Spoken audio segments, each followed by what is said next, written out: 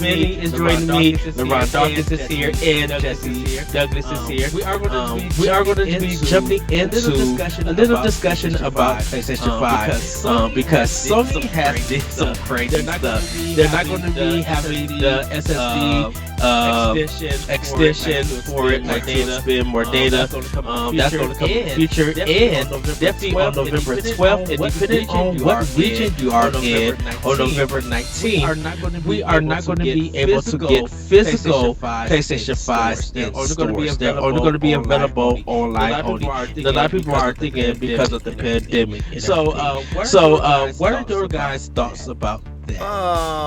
Let's see. As the PlayStation guy, I guess I'll start.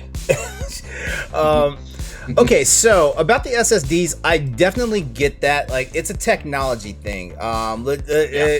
Currently, like most modern motherboards nowadays are coming out with Generation 4 PCI Express slots and stuff like that, which means that that if you get a Gen 4 SSD, an M.2 SSD right now, basically it has the capability of reading and writing with some phenomenal speeds. The only problem is, like, like with all good technology, there's also previous models of this tech sitting out there and stuff like that.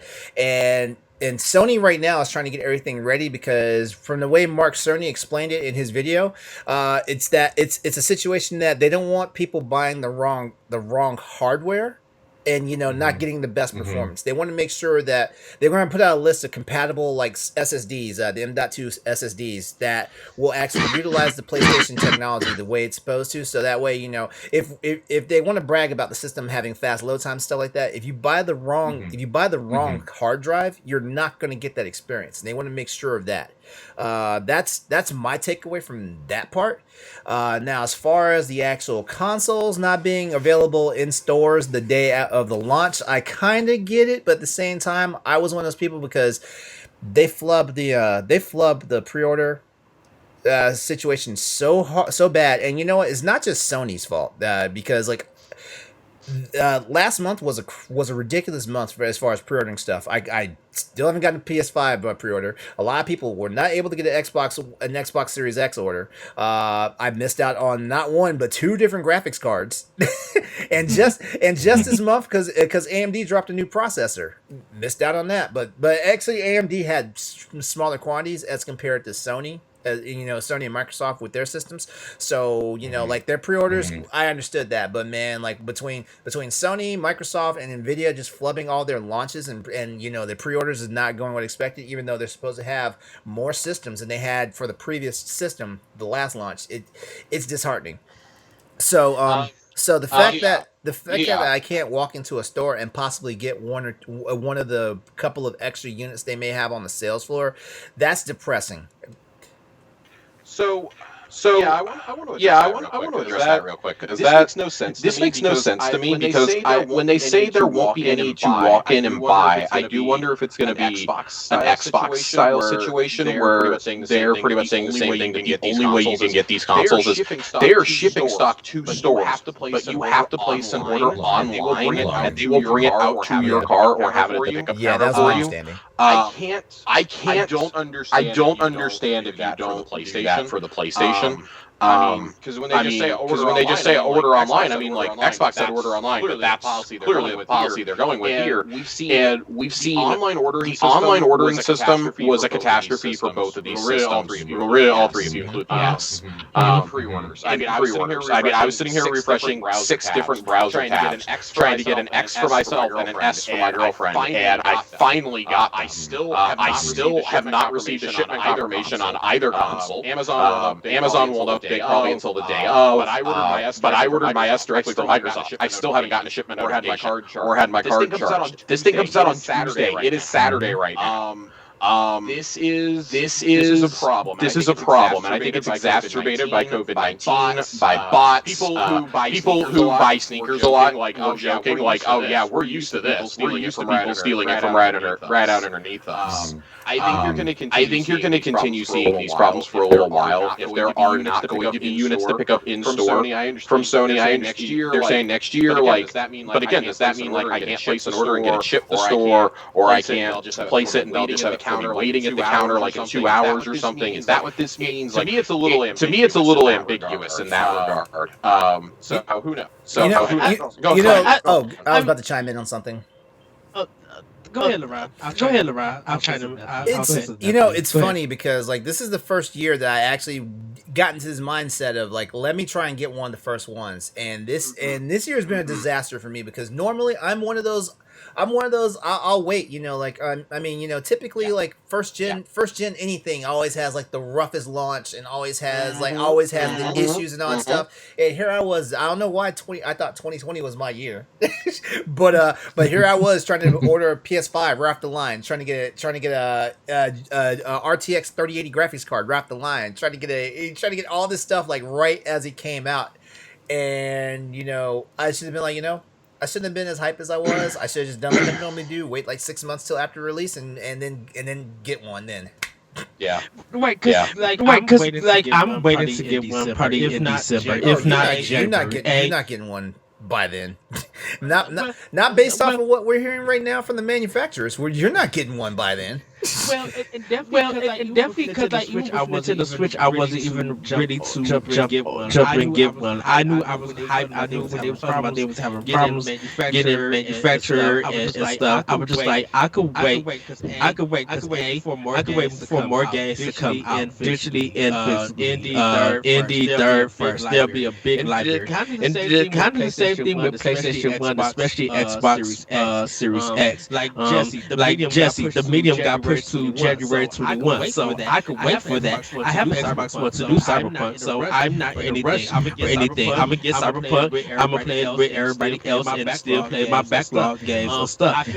I feel like Microsoft is gonna have more of a bigger year in 21 with the hot releases and the lineup that they got. When it roll out, it'll be a right time to get a Series X or S at that time. PlayStation 5 probably the same thing once a lot of their first parties and indie games come out. So I could wait. So I'm not really mad about the online only portion of it. The SSD one, it took me by surprise because you posted this story to us, and it took me by surprise to be like, why would they wait till now? And I wonder if it's something that.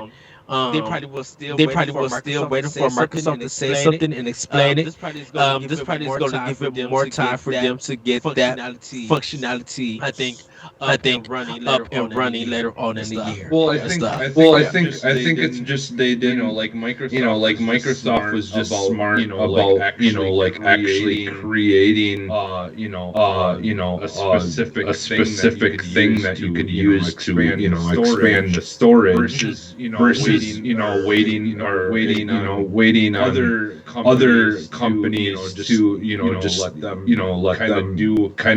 let people just do whatever, and then you don't have like an actual specific dedicated hardware that people can just go to. Like, I mean, if Microsoft do the storage thing, memory card thing that they made, it would probably be the same exact situation. You would have to wait until different hard drives.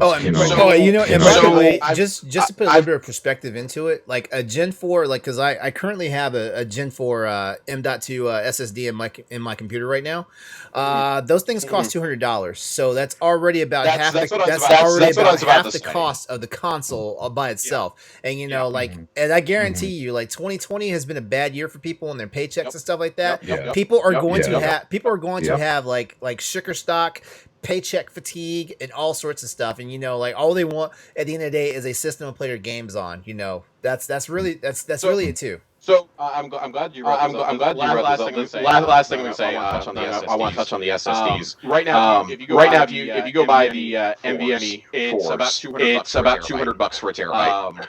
or thereabouts in that neighborhood, and that's what the expansion card is for the Series X. It's the same tech. What Sony is doing is, to my understanding, it's a step beyond that. When I was trying to figure out why on earth, because it still baffles me. Because you see with Microsoft how they've done it. They have the NVMe 4 built into the console. They have that next gen SSD. That's part of why the console's $500. They did a bigger hard drive. It would have been more money. Frankly, doing a 2 terabyte would have pushed this console to $600. I understand why it's not. You do the expansion card. What I don't understand is Microsoft took the approach of you can old hard drive that you have, any USB 3.0 hard drive, and you can use it as cold storage, or you can hook up an external SSD and use it. You just can't run your games off of it. That's fine. I'm willing to sit there for 10-15 minutes while my game is transferring back and forth, or if it's small enough, re-download it. Like, I'm fine with that. What I don't understand is why we can't do that with Sony. I understand they want that speed parity, but to me, this really feels like they really, really, really want to sell you, just like Microsoft does, they really want to sell you that branded product. They want that cut of the external memory, which there's nothing nefarious about it. This is what we've had for how many generations now? Since like PlayStation 1, we've had memory cards, right? Mm-hmm. Like this is not a new thing. It's just like kind of everybody's laughing about like, oh, hey, look, we're coming full circle. Like, no, we never got rid of it. We were just able to buy third-party memory. Yeah. Like I still feel like GameCube is a good example where, of course, if you was getting a memory card for GameCube, you was getting like the 32 one, and it was just holding like tons of games, and you just had to be able to take it to a friend's house and do it like there. I think with Switch using the micro SD cards, and hopefully they go with the terabytes, it's more of the data thing. So I think it's when we get later on with Call of Duty probably. Well, I think when we get later on with Xbox Series X and PlayStation 5, we're going to see what these games could do with the data and everything. Is it going to be going past 4 gigabytes and everything? And we have to worry about storage and everything. I think that's why xCloud xCloud should be a general thing for Microsoft, and not just for going around to play anywhere your games and stuff. But if you could throw a lot of your data and save stuff in the cloud on Series X, that would relieve a lot of people who can't get an external hard drive, and everything like that. With Sony having such a limited thing, I think a lot of people are going to think, well, if they're doing the PlayStation Plus / PlayStation Now stuff, and I'm getting a lot of my backlog on what the PlayStation Plus offer, and it doesn't take up that much memory, then I could just play my games there and don't have to really worry about storage, in a sense. But it's going. I think around April or May. I think there's going to be some kind of normalcy between the two systems where everything is out. Everybody has their idea of what they're getting out of the system with updates and stuff. And I think storage is going to be a deciding factor on what system fits your storage needs and stuff. And definitely where you're going to be playing, are you going to be doing a lot of Game Pass games where you don't have to really worry about storage, or are you going to be like me, buying a lot of physical and digital where storage is going to be important? And that's the same thing with PlayStation and stuff. But we're going to move on from that. Jesse, did you have anything else to say? I'm sorry, I didn't get a chance to let you. I mean, not really. I think, like the thing is like kind of like Josh said, I do like that, at least for Xbox, that like you can kind of store stuff on another hard drive, and if you choose to, you can play them only if it's not the Series X version of a game. You can still technically play stuff from your plug-in hard drive. It just won't be able to take advantage of the fast loading speeds and all the enhancements and things like that the Series X will offer. I know for me, I plan on. I really don't do a lot of backwards compatibility. Even when I had my Wii U and my Wii, I didn't really do a lot of backwards compatibility with that stuff. So I probably won't do it so much with Series X and PlayStation 5. I feel like if I own Series X, I want to play the brand new version of it if I Yeah. can.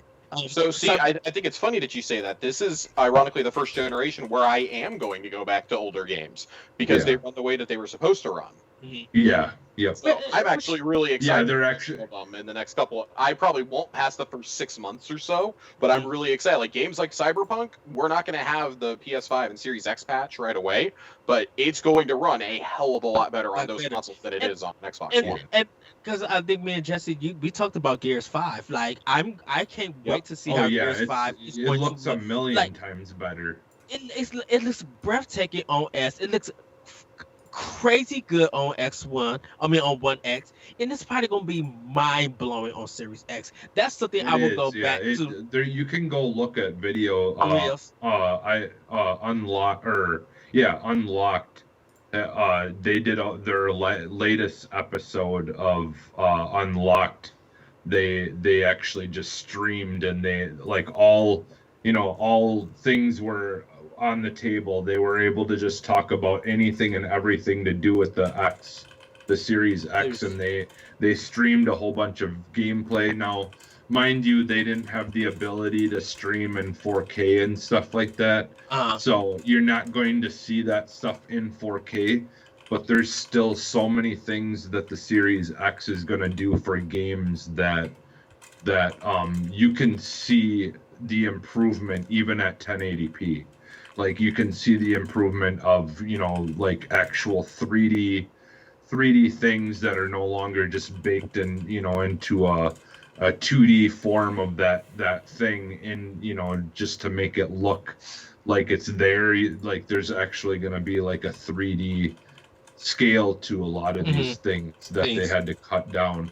And they do a really good job of talking about, like there's been a lot of podcasts lately where they've had like people from Xbox, like the guy who is in charge of the on the technical side, doing a lot of talking about what exactly is happening with the hardware and what it's doing, and like the AI stuff in the Xbox is, like, in my opinion, is probably one of the most important things of this, next generation. Just the idea that it can, do all these enhancements to a game without the developer even needing to put any effort into doing it. It literally, the computing inside is what's making things look better without anyone having to touch anything. And so, like, just being able to go back and play old games and them just instantly play and look better just because of the stuff that's inside the Xbox is gonna be fun. Like I still I want to go and play Dead Space 2 yet, and Dead Space 3. Oh, good. And like I want to play all that stuff, and it's gonna look and run a little bit better. Well, we're gonna move. Yeah, we're gonna move on to our next story, and then we'll get into our Boss Push podcast analysis. Because when Josh posted this one, my mouth was agape. So Square Enix has lost $63 million on the Avengers.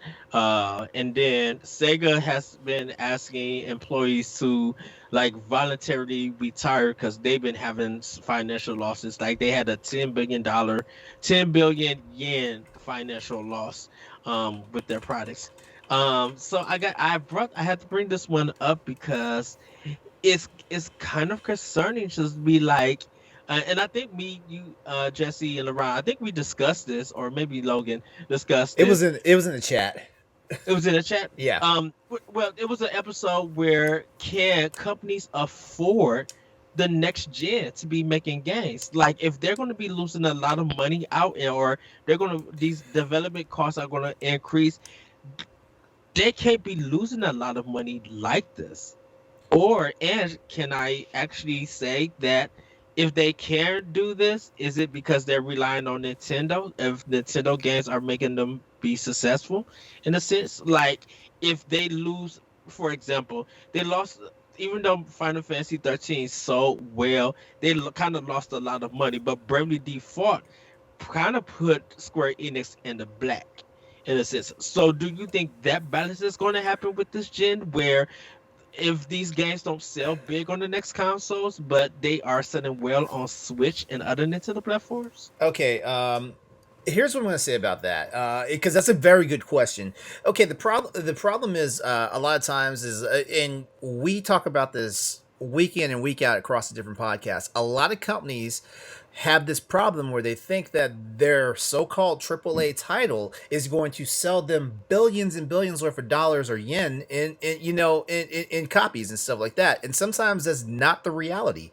Yeah, Avengers lost them a lot of money, but it's funny because I know, like, we've had guys like Logan and Austin and Corey talking about how much fun they've had, but at the same time, but they also say in the same breath that the game has issues and stuff like that. And whether it's video games, whether it's movies, whether it's comic books, whether it's music, the one thing that will kill your product is word of mouth. So you have to make sure your QA is there. That's why Cyberpunk is taking so long to come out. This is really why, and stuff like that, But anyway, because I don't need to make this a Cyberpunk show, because I always do. But well, and it's the same good. with Halo Infinite.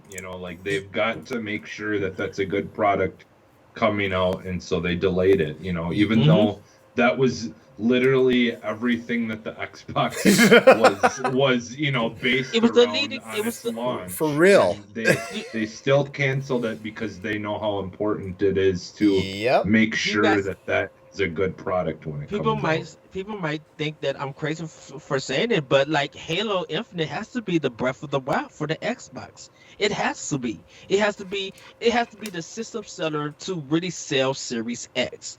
And with it being delayed, I still think Series X is still going to sell and everything. But this was their anticipated first party game for that to be the system seller. I don't like when we do that, though. We should not always put the hopes and dreams of one system on one game. We should never do that, because I don't think there was a hope and a dream for PS4. Sony had a very tumultuous cycle with the PS3. Like, developers saying that thing was way too hard to develop for and stuff like that. Like, it had decent sales, but it wasn't like it was like the king of the what was it, the console war. It wasn't like it was that. But and you know what? We do it to ourselves as gamers, because we put that expectation on it, stuff like that. Just imagine if we turned around and said Heavenly Sword was going to be the PS3 product. They did. Oh, they did? They did? Well, this is the thing with PS4, and this may be me, as y'all can come at me if you want to. PS4 won because of shade. They didn't win because of games. They won because of shade. When Xbox was doing that used games situation, and when Sony came to E3 to show them how this is how you play used game on PlayStation 4. The one person had the game, gave it to another person, and did it. People were shady. That little shade helped sell PlayStation 4, because what else was there to play when PlayStation 4 came out? If you wasn't playing Resogun and you wasn't playing Killzone, no one else was talking about any other game selling on PlayStation 4. I'm gonna say this real quick, just as an aside, because this is basically turned into, we're talking about launch games, and we steer back, but how often, because Breath of the Wild is an anomaly, Halo Combat Evolved is an anomaly. How often is there really a killer system seller at launch? Knack was not it. Killzone Shadowfall was not it. Never. Dead Rising 3 was not the answer, as much fun as I had with it. Yeah. Never. Cameo and Perfect Dark Zero, anybody? Like, there are 3 games I can think of in the last 20 years for a home console, excluding the PS5. Just simply none of us have played any of those games, so we can't speak to it, even though we confirm. There are 3 games that are, I think, that were system sellers, and that's Halo Combat Evolved. That is, oh god, I just forgot. Breath of the Wild. Mario 64. Mario 64 is not in the last 20 years. You're going to 20. Oh, I thought you were talking about. I'm going last 20 years. Last 20 years, okay. Yeah, so from like PS2 onward. Mhm. Okay. You've had Halo Combat Evolved, you had Breath of the Wild, and I would argue the original Call of Duty 2 on the 360 was an exclusive, and that was the biggest selling. That had an attach rate of almost 1-to-1 Can we say Wii for the Sports first or 6 months. For the what? Say which one? Wii Sports Wii was Sports? Wii Sports was No, included. it was You- packaged. Wii Sports was Because it included. was a package. Yeah. I don't Yeah. count Packins. Sorry. Yeah, Okay. me neither. Me neither, That's- because then we could easily say Jet Set Radio Future helped helped out the Xbox. Well, that's So, what I was gonna Anyway, ask, so I mean, Wii we Sports. look at that, and I think we put so much emphasis on what comes out at launch, and I think the reason why Xbox is being scrutinized a lot more this time around, and almost deservedly so. For the last up until this year, the back half of the generation has been real bad for them in terms of exclusives. The exclusives that have come out have either been not good or they've been completely broken. Sea of Thieves, anybody? Totally broken at launch. Oh, Mhm. This year, though, has been an absolute banger for them. Sure, it hasn't had The Last of Us Part 2 or Ghost of Tsushima, but it has had Ori and the Will of Wisps, Wasteland 3, Minecraft Dungeons, Grounded. I'm not... God help me, I'm not throwing Battletoads out there. They've also put out Age of Empires 3 Definitive, and they put out Flight Sim.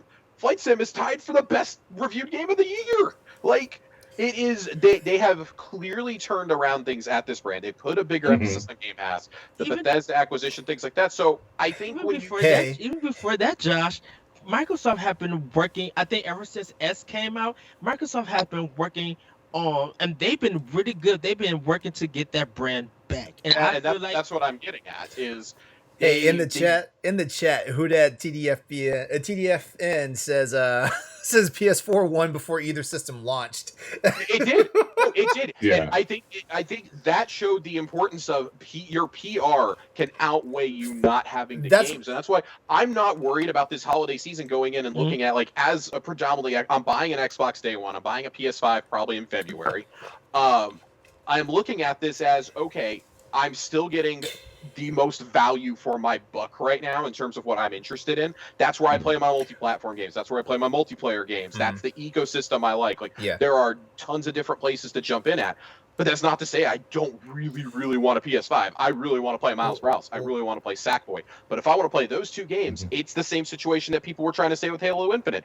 I can just go pick up a previous gen console and play those. and that's why I feel like with this story with Sega and Square, it's just like going into this next gen, you can't really can they risk it or anything, because it feels like every game.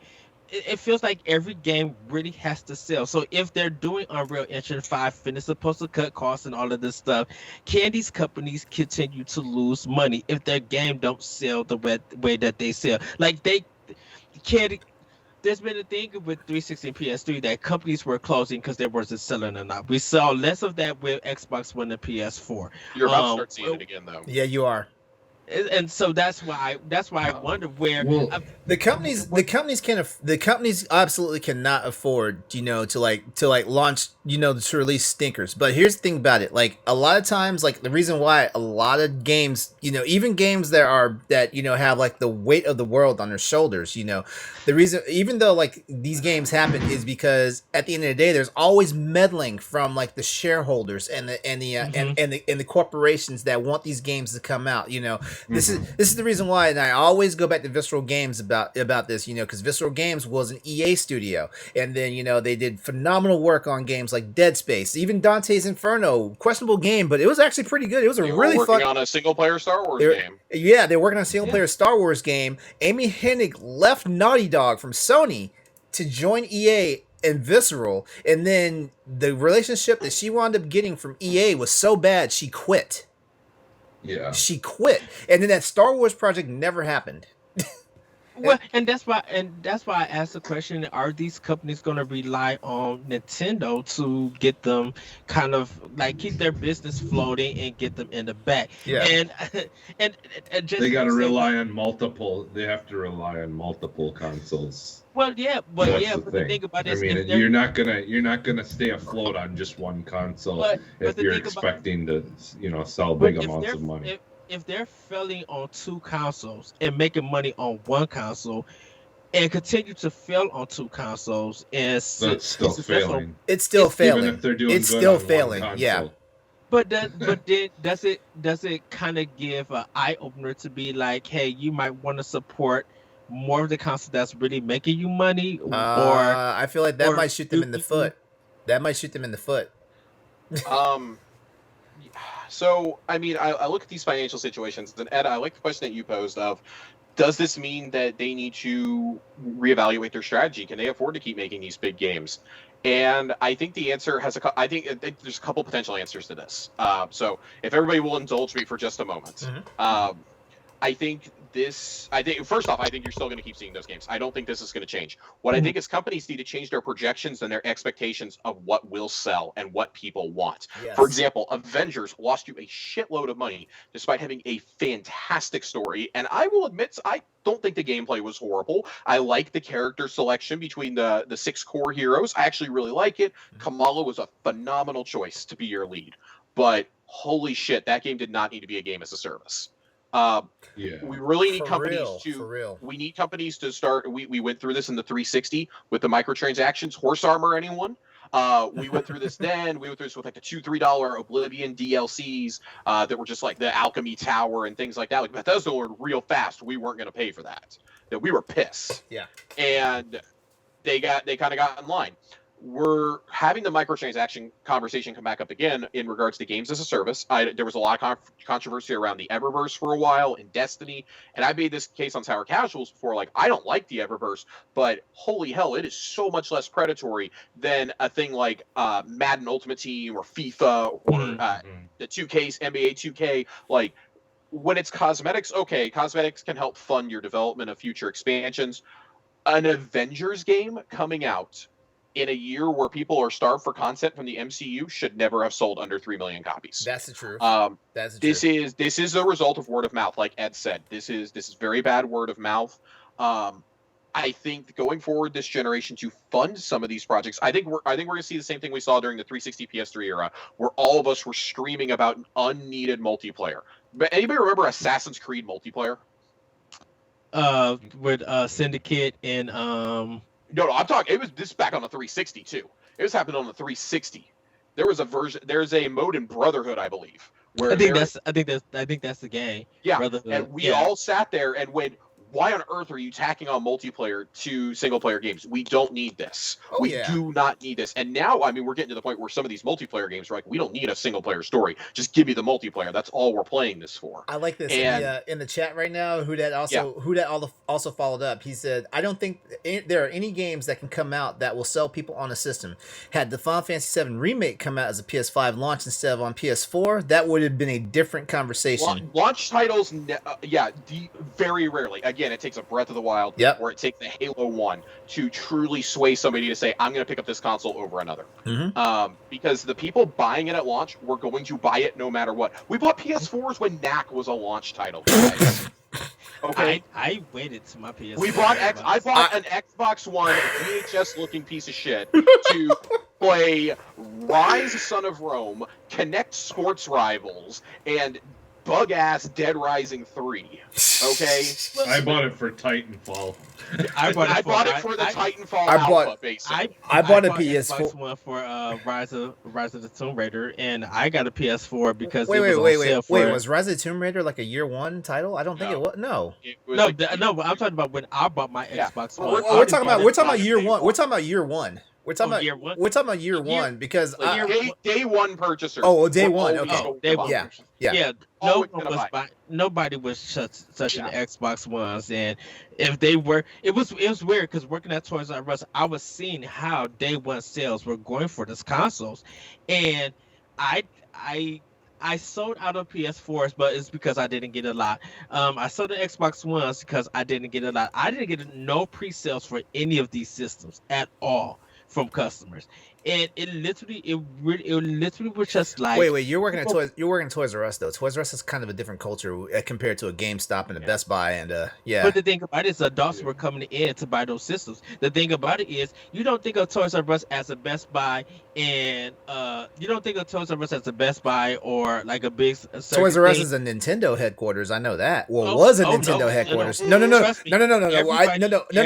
Okay. Everybody was looking for when they couldn't find. I'm saying saying that when people didn't think about Toys R Us and stuff, even outside of Nintendo, people weren't thinking about, oh, I'll go to Best Buy to get it. Best Buy don't have it, but Toys R Us got like 15,000 copies, and everybody's waiting to be like, I didn't even think about going to Toys R Us first to get that game or that system. Nobody ever does, because Toys R Us markets themselves as a toy store. Video games are electronics. So the logic factor of someone going to a toy store to get electronic equipment is kind of crazy. Me and Corey was at Best Toys Buy. R Us again. Let me just say that Best Buy is my version of a toy store. I go in there. I go in there and I'm guaranteed to spend money, whether it's $15 or whether it's $1,500. That's my toy store. But no. Being serious, because I don't want to make people seem to think that I was trying to throw shade at Toys R Us. People go to Toys R Us last, because Toys R Us is probably the last place they think about going. Now, yeah, I've walked. Yeah, we caused Toys R Us to go out of business. We did, because Toys R Us had all these freaking video games, and we never bought them and stuff like that. I was looking for when Monster Hunter Stories was out on the 3DS. I had friends, they saw what I was playing online, and they were asking, "Hey, can I borrow your copy?" I was like, "No, you can't borrow my copy." And so I went out trying to find 3 of my friends a copy of Monster Hunter Stories. Toys R Us is the last place I looked at, and Toys R Us only had 2 copies. So, I mean, I guess kind of circling back with what I think the companies are going to do. I think you're going to see a lot more, as much as we don't like it as gamers, you're going to see a lot more third-party exclusives this generation. Mm-hmm. Yes, yeah. I will say all 3 first parties are at the height of what they have ever been. I mean, we're still waiting to see the results on Xbox, but the presumption is, even before the Bethesda purchase, they were definitely moving in that direction. Yeah. Right? So now you have all 3 of them at their height, but we're still seeing the Final Fantasy 16 exclusivity. That's huge. Final Fantasy 7 Remake exclusive. That's huge. Yeah. Even if that is only timed for a year, in the case of Remake, we know the fine print says 3/30/21 is when it's up. Those are system movers. Those are system sellers. In the chat, Raish Bartmoss, he asked, wasn't DMC a PlayStation exclusive title for one of their consoles? I don't think it was. The original Devil May Cry? When Devil May Cry 1 came out, it was all 3 were exclusives to PS2. Yeah, they were only PlayStation titles back then. I think you're going to see us circling back to that kind of thinking, and that will allow these third parties to take more of a chance. Yeah, where an IP sticks to one system. Yeah. Yes. Yeah, because Kingdom Hearts 1 and 2 was exclusive to PlayStation. That was a bombshell announcement when they announced 3 was going to come to Xbox. But then the Square Enix that should have been drunk kicking in their throat gave us all those 15,000 side games on the Switch. Hold on. Okay, the landscape of gaming was different back then, because the reason why Square and Disney got into bed with Sony on that is because they saw all the RPG sales happened on Sony systems. Yep. And it was an easier pill to swallow. I mean, let's look at what it is. PS2 and Xbox 360 were out. Let's look at it for what it is. Everybody was playing shooters on Xbox. Everybody was playing everything else. Platformers. Well, platformers were popular on Xbox 360, but the bulk of those purchases, on the Xbox was mainly Western RPGs and shooters, mainly. And that's the case I was making on Arsenal X a few weeks ago. We were talking about it's doing now. Yeah, Jesse and I were talking about this a few weeks ago. Probably about 3-4 weeks ago, we were talking about this, about the first year of what Series X may look like and how the Bethesda purchase affects that landscape. And I was like, I think that that's a brilliant purchase to bolster your library, because it focuses on 2 of the 3 things that people really associate with that brand, which is first-person shooters and Western RPGs, and you're getting 4 of the most notable franchises across those 2 genres now in your ecosystem. It's we're going to see a lot more things like that. I think not just acquisition of companies, but acquisitions of you're going to start associating brands with or games with certain brands. Final Fantasy may be on Xbox now. I will always think of Final Fantasy because I was a kid when 7 came out and when 10 came out. 10 was my first Final Fantasy.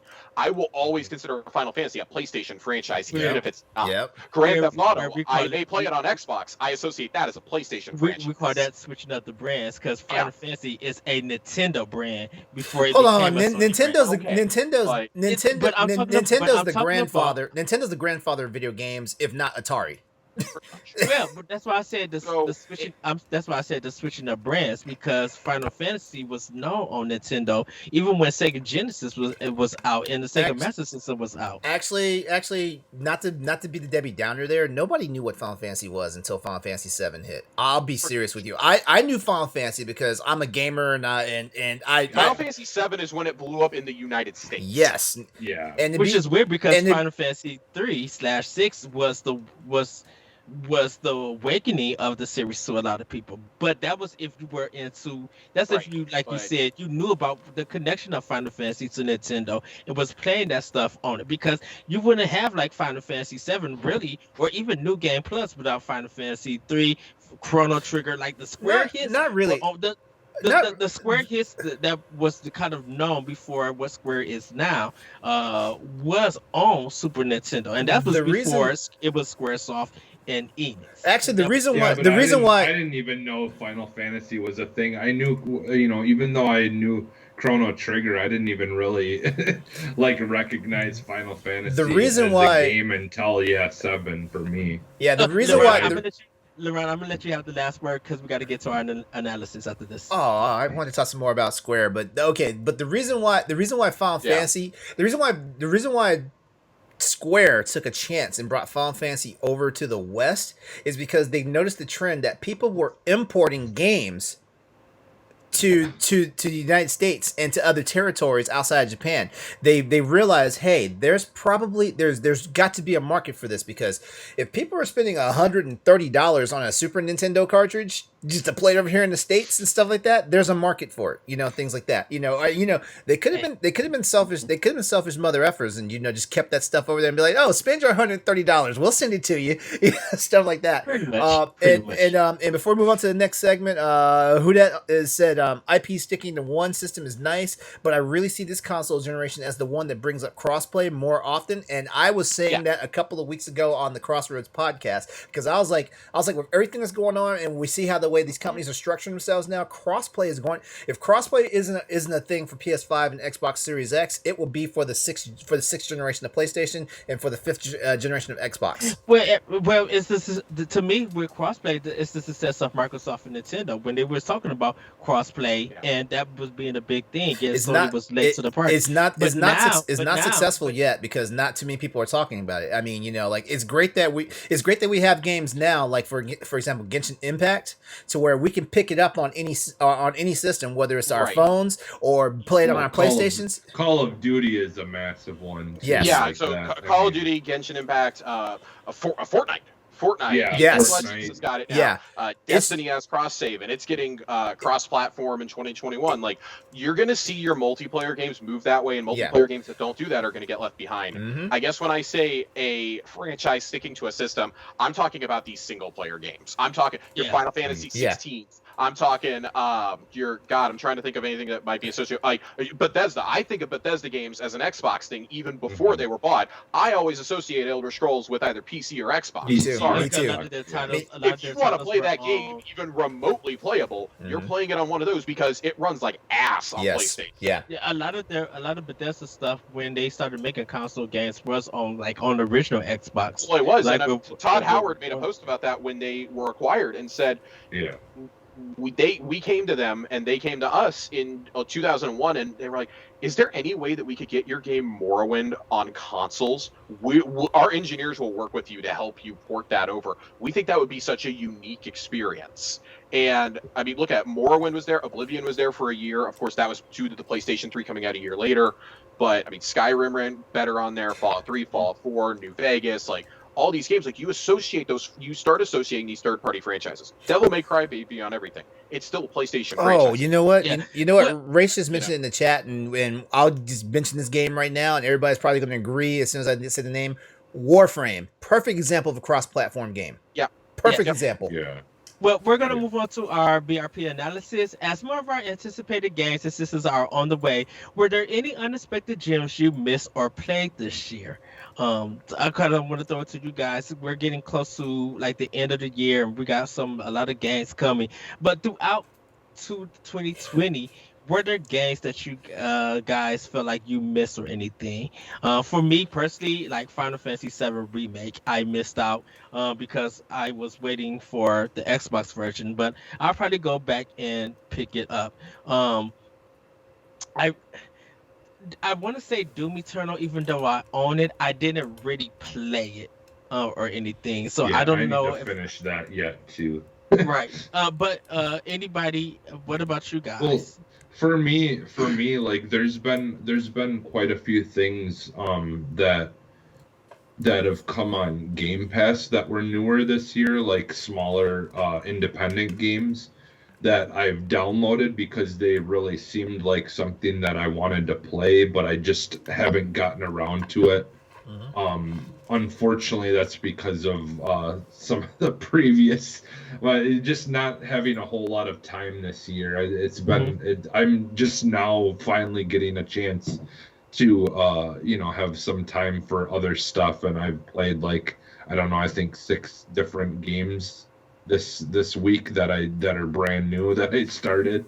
Yeah, because Jesse, But cause Jesse, I told you like I missed out on Grounded because, and the only reason yeah, that was because it's early access. I want to play the full game because I want to like, oh, Jesse's playing Grounded. Let me hop on, play with them, and let's do some stuff. I know I missed Grounded, only yeah, because I'm of early trying to. access.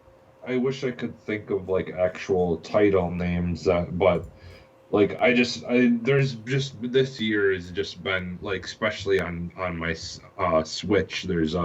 There's like, I don't know, at least like 10 games that I'd like to get for it, but I just don't have the funds this right now. I But must send you Paper Mario Origami King. You must play oh, that. I have that. I have that already. I played most or a bunch of it. Thank you. What do I But need to look? What do I need to send you then? Trials of Metas and the Blade Chronicles 2. if you're gonna send me something, just send me Pikmin 3 because that's the only thing that I really, really want right now. Okay. I got 3 I'll things. hit you in the chat later. I got 3 things I missed out on. I'll make it real quick because I really want to talk about my game that I unexpectedly loved. I missed out on The Last of Us Part 2 and Ghost of Tsushima. I don't have a PS4. Yeah. I had to sell last year to help pay some bills for our move. So I am actually waiting to experience those on PS5 when I get one early next year. Same. An upcoming one I'll be missing that I'm lamenting is Miles Morales. Miles Morales is one of my favorite comic book characters of the decade, and I'm really bummed that after years of begging for a Miles game and a Miles-centric story, I'm not going to get to enjoy it on day one like everyone else. I love that Funko Pop. I love that. Yes. Then I had one more that I missed, and it clearly is not that important because I can't remember it. The game that I really want to talk about, though, that I unexpectedly loved, and it's one of my top 3 games of the year, I would say right now, is Wasteland 3. I had never played an In-Exile game before. Obviously, I'm not a PC gamer. Their games really don't come to console. If they do, it's like 3-4 years later. And I'm not a fan of isometric RPGs at all.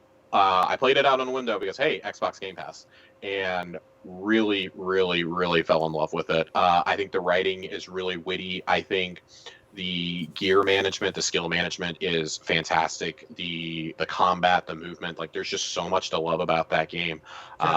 Is it bad that I'm hoping for a Switch version? because Wasteland 2 came to Switch. I'm going to tell you right now, I do not think that it's going to come to Switch. You don't think so? You don't think so? Even with the cloud becoming a thing now? No, because it's on PlayStation. So here's this ties back to our earlier 24. conversation about publishers leaving games on certain platforms. The last point I was going to make about that conversation was you're going to start associating some of these single player games that aren't mega sellers with certain platforms because they know they can make the money back there. That's true. Microsoft could always decide to bring it over to the Switch. I don't think they will, though, because that is a game that the team very clearly was allowed to have their creative vision and do whatever they wanted to do because of the extra funding from Microsoft. They got like an extra $5 million from them on top of the 3 or 4 that they had crowdfunded. Like, that's not an expensive game. I still don't know if it's made that money back. They just announced, I think, a week and a half ago that it had crossed 1 million players. Not 1 million sales, 1 million players. Did you think? Because I know Wasteland 2 came out on Switch, so that's why I was hoping for. Right, but that's also from like the before time. They were trying to drum hype for it. If that game here's my major knack on it. It crashes a lot still, even after stability patches. It force quit on me 3 different times in one session. And that's just really frustrating. I won't touch it again until I get a Series X, and I know there's a next gen patch for it. Just the PC version, right? I'm playing. Or you played it on console? I'm playing it on Wow. Xbox. It's, If I didn't know any better, so you're talking about Avengers just now, because that game was having bricking Avengers was literally systems. unplayable for me. It locked me out of the final mission for the first month. Yep. Which is why I won't go back to it. And that's why they lost $60 million in that game. That's why they missed $60 million after spending $170 million to make it. Yeah. I think you're gonna see that a lot more when it comes to, and that's just like regarding things that Microsoft owns or that Sony owns. I think Wasteland, you can be optimistic and hope that it'll come to Switch. I'm definitely not going to say it's impossible. I personally don't think it's going to, because I don't think it makes financial sense for them to work on a Switch port. Bingo. I think the thing is the reason why I was hoping for a Switch because of the success of Cuphead and or the Blind Forest and Will of the Wisp. And those are I know they're not platforming games, so those are going to do good on the Switch. Yeah, I mentioned that to you a few weeks ago on another podcast that those games were easy sells on that system. Like it all goes back to how the demographics are going to play the games. If you want an Xbox game that's going to come to Switch, it's going to be Psychonauts 2. Yes. Well, yeah. It hasn't been announced, but if it does not come to Switch, Microsoft's gonna miss out on probably like 200,000. In a perfect world, hold on, LeRon. I think that's why that's why I'm saying we're Wasteland, because people beg Microsoft to bring it to Switch, knowing that there is a community, sometimes a fan or community, and people who have a willingness to straight up buy it. I think they looked at the sales of a game like Divinity Original Sin 2, which is also an isometric. Yeah. And in my opinion, from what I've seen, like our friend Ray Apollo did a full playthrough on Twitch. That game is superior in every single way to Wasteland. I think they probably inquired about how much it sold, and that will affect their decision. Also, they can see how much Wasteland 2 sold. That is a game that is even on Xbox is for such a niche audience. That's something you play on PC. PC gamers love things like Wasteland. That's something they're going to find in the Steam store and play. Like you associate a top-down game like that with that. I mean, like we're just now getting used to top-down games like strategy games or dungeon crawlers being on consoles. Like Diablo is really one of the only ones we've gotten. Halo Wars had to be specifically built for consoles. Diablo is one of the best. Are still new. Diablo's one of the best ones that's hit consoles. Yeah. It's fantastic, but they took the time to properly make a port, and I just don't. I think they're weighing it against how much it would cost them to port it over, to the QA on it, to get the stability there, even with the cloud, to get the stability there. And because if you can't even get it stabilized on your main console, why on earth are you going to try to port it to another console? For real. Where only a tiny percent of people are even going to think about it. I think for some people it's the physical version. But LeRon, go ahead. I'm sorry. I didn't mean. Honestly, I hate to say it, but I forgot what I was going to say. What unexpected games for you, or that you kind of miss, like? Oh, you know what? I'm not sure because I've been so busy playing Monster Hunter all year that I overlooked everything that came out. In all honesty, I mean, but I did pick up a couple of games on the Switch. But honestly, every game.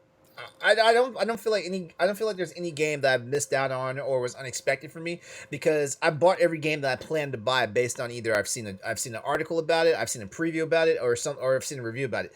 So I can't say for sure now. Maybe it just means I'm just a bad lazy gamer and stuff like that. but I mean, Foregone caught me by surprise for sure. Hades was a game I actually slept on because I on PC I do not play a game if it says it's still like early access or open access or whatnot. I don't play those games. So when they announced it hit Switch, I was like, you know what? It actually looks like a perfect Switch title, so I bought it, and I was and I loved it. So I will say that Hades caught me by surprise. But also, Supergiant Games, they make some great freaking games. I mean, Transistor is arguably one of the best. Yes, I've got Transistor. I've got Bastion. There was one game in between Transistor and Hades that I did not buy because I knew it was not my type of game. Because they made another game. I can't remember what it's. The funny thing with Transistor and even Bastion, that people rebought it on Switch and got the physical version by no limited run games. Like it's crazy on how people double and triple dipped on that game on that system on Switch. Yep. So one game that I just because I didn't really say it, just really quick, but like I was just looking through Game Pass, and one of the games that I was surprised by was Deep Rock Galactic. Like they had put that on Game Pass, and so actually they just recently added that to Game Pass. Like literally 2 days ago. Yeah, that was a game that I was hearing a lot of great things about, and so I'm like, what the heck, I'll check it out. It wasn't, super expensive, and I picked it up, and like that is a really fun game. Now, my problem is I don't have anyone else. Well, now that it's on Game Pass, I could see, but I didn't have anyone else to play it with, so I didn't get a whole lot into it as deep as I would like to, but it's a really fun game. It mixes a couple of of things that I enjoy, like the whole first person stuff, and then like the like kind of almost a Minecrafty kind of like digging through, breaking your way through caves and stuff, and trying to finish objectives and things like that. So like that game actually is so much fun. I know some people talk about Iron Man VR was good, but I don't own VR for PlayStation, so I missed out on that. I think I got most of the indies. I believe I got most of the first parties from Sony and Nintendo and Microsoft. Like I said, Grounded was the only one I didn't get. I got Xenoblade Chronicles. I didn't do BioShock because I already owned that one. I got Clubhouse Games. What else was there out there? I almost spent the $40 for the BioShock collection for the Switch, even though I have all the games already on PC. They almost got my money on that one. I will say that, LeRon, I need to go get Catherine for Switch. Yes, you do. That's the one that I still need to I've get, officially bought that out. Thanks to the Switch version. I've officially bought that game 3 times. I bought it on PS3. I bought it on PC, and when the full body collection, I almost imported the full body collection for the Vita. I almost imported that, but I waited. Rest well, sweet prince. The people who make Remnant from the Island. People who make Remnant from the Ashes, can you please bring that to Switch? Jesse, we got to get back on that. Dude, I know. And there's like expansions that have come out that I don't have yet either. I haven't even finished the main game yet. No. I told Josh that I'm waiting for the week of Thanksgiving to do Beyond Light, so I'm going to miss out on it when it comes out.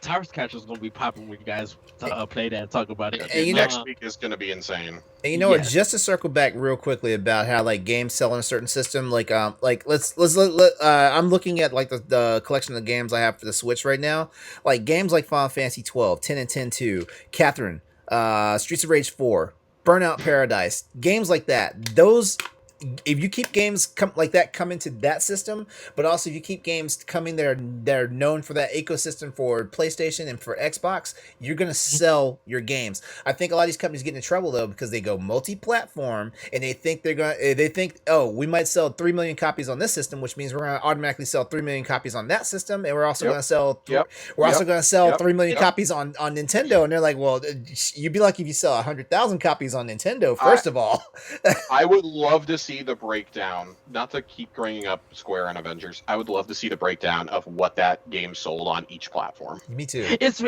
very weird that we talked about games that I'll bring a lot of Nintendo up, that when games that came out in the past or games that's on PC, that they do a certain amount and then they come to Nintendo and there's surprise of the sales that it's bigger, because even Hades got like a big jump. Like Supergiant was surprised to see how Hades sold on Switch. I think Supergiant had a number in mind for that, and the number was blown out. I think honestly, And remember we were having this conversation back in Pal Block about proportional sales, like with certain games. I think it's proportional because let's look at it like this: like certain games are only projected to sell a certain amount of copies per platform. So Sony has their sales projection for a game, Microsoft has their sales projection for a game, Nintendo has their sales projection for a game, and stuff like that. And so when third parties actually bring their games over, there's usually a lot of things going for it. So let's say, for example, and I'm just throwing this out there. Let's say the Crash Bandicoot. As a matter of fact, this is a good one because it's been confirmed that it's been almost confirmed that Crash Bandicoot 4 is coming to the Switch. And the main reason why is because the Crash Insane trilogy sold so well. And once again, this is another game. I have this game already in PC, the Crash Insane trilogy. I almost bought it for Switch. And the funny thing with Crash is that it's so big in UK than it's sold in America. Yes, I guess yeah. it came to switch to America. It's so big like there. Dead Cells is a good example. Dead Cells, yes, it was in early in access, but when the game came out, so many people said they're not buying the digital because they're buying the physical, which is more money in the company's pocket than the digital. Is the is the physical? Hellblade is another one. Yes. Jesse, yes. Hellblade I bought on PS4. PS4. I bought it on Xbox One. I'm going to get it on Switch eventually. Like, I will buy that game 3 times. Like, it's because Hellblade is good, and I think that the quality of a product of it's so good, and it just sticks with you that you just can't, that you just want to see that game be supported as much as it can. You know, sometimes double dipping and triple dipping helps a company. But before we go, guys, do check out PlayStation Crossroads, PS Crossroads, that's hosted by LeRon. You guys can check that out on Tuesdays. Check out Arsenal X on Sundays. Those guys will be going live. And you guys could check out, they're going to be celebrating the anniversary of Halo, so do check that out. That's going to be on Sunday. That will be going live, I believe, Wednesday. If you miss it, check out Nintendo Power Block on Mondays. We are getting ready for something very special at the end of the month, so you will have to check in.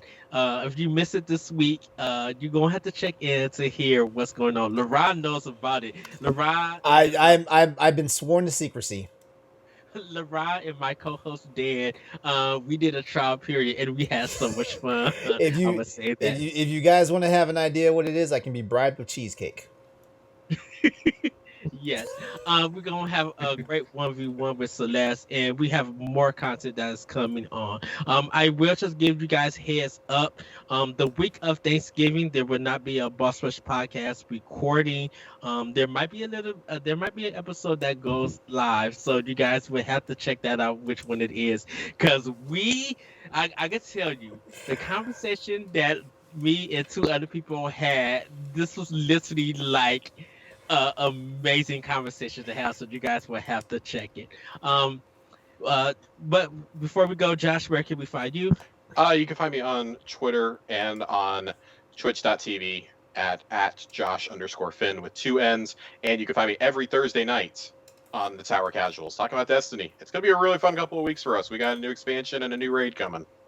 That Beyond, I swear, dude, they need to.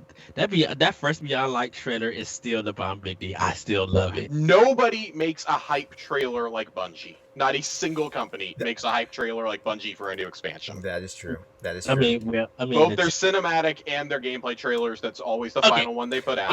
I would say coming in second place would be Namco with all the Tekken season passes. Like, oh my god, it's been nothing but a hype train. But yeah, you're right. Bungie just kills it with the They've been killing it since Halo 2, and they won't stop. Jesse, where though I have to say I really liked the Banjo Kazooie, or not Banjos, the Crash Bandicoot yes commercial. Like, I always loved those commercials. Like, that's honestly partially why that game ever even interested me, is I always just loved their stupid commercials that they did. Like them outside of Nintendo yelling and like just goofiness. But Jesse, where can we find you? You can find me almost everywhere as Phantom NXS. LeRon, where can we find you? Yeah, you can find me on social media, on Twitch, and on various different gaming platforms. Exodus 803. That's EXODUS 803. And You guys can, go ahead. don't forget, please tune in Tuesday night, 8:30 p.m. Eastern Standard Time. I am officially hosting Crossroads, the PlayStation podcast, on my Twitch channel. So please come back then and check us out. Yes, you guys. Sorry about that. Ooh, you guys can find me on Twitter at that Butcher Code. You can check out Nintendo Pop Block on Mondays. You can check out Boss Rush Podcast on Saturdays. You can check out my podcast, Optional Opinion, on SoundCloud and other podcast apps. My information for my Twitch, my Xbox, my PlayStation, and my Switch stuff is on my Twitter page and profile, so you guys can check that out. Everybody, have a great week. Have a great weekend. Let's all continue to celebrate today. Once again, congratulations to Joe Biden and Kamala Harris for our president and vice president. A new era has started. There's a lot of work that we still got to do. And shout out to everybody who is getting Series X and who are getting a S also, and a PlayStation 5. You guys have great fun with your systems. Definitely enjoy it. Play some games, give out your own personal reviews, tweet out your thoughts of what you love, what you dislike, like really have fun with your systems. And if anyone is out there who didn't get one, do not worry. Support people who did. Let's continue to follow our model of playing games and being better to one another, because we need it in this time. So you guys enjoy the games that you are playing. Be better to one another. Root people on who got games that they love. Or if you're not gonna root them on, try the game out and see why they love it. Don't just attack them because they like something. Try it out for yourself and see if you can get it. You can understand why they love it. With that, everybody, we will see you next time on Boss Rush Podcast. Bye, everybody.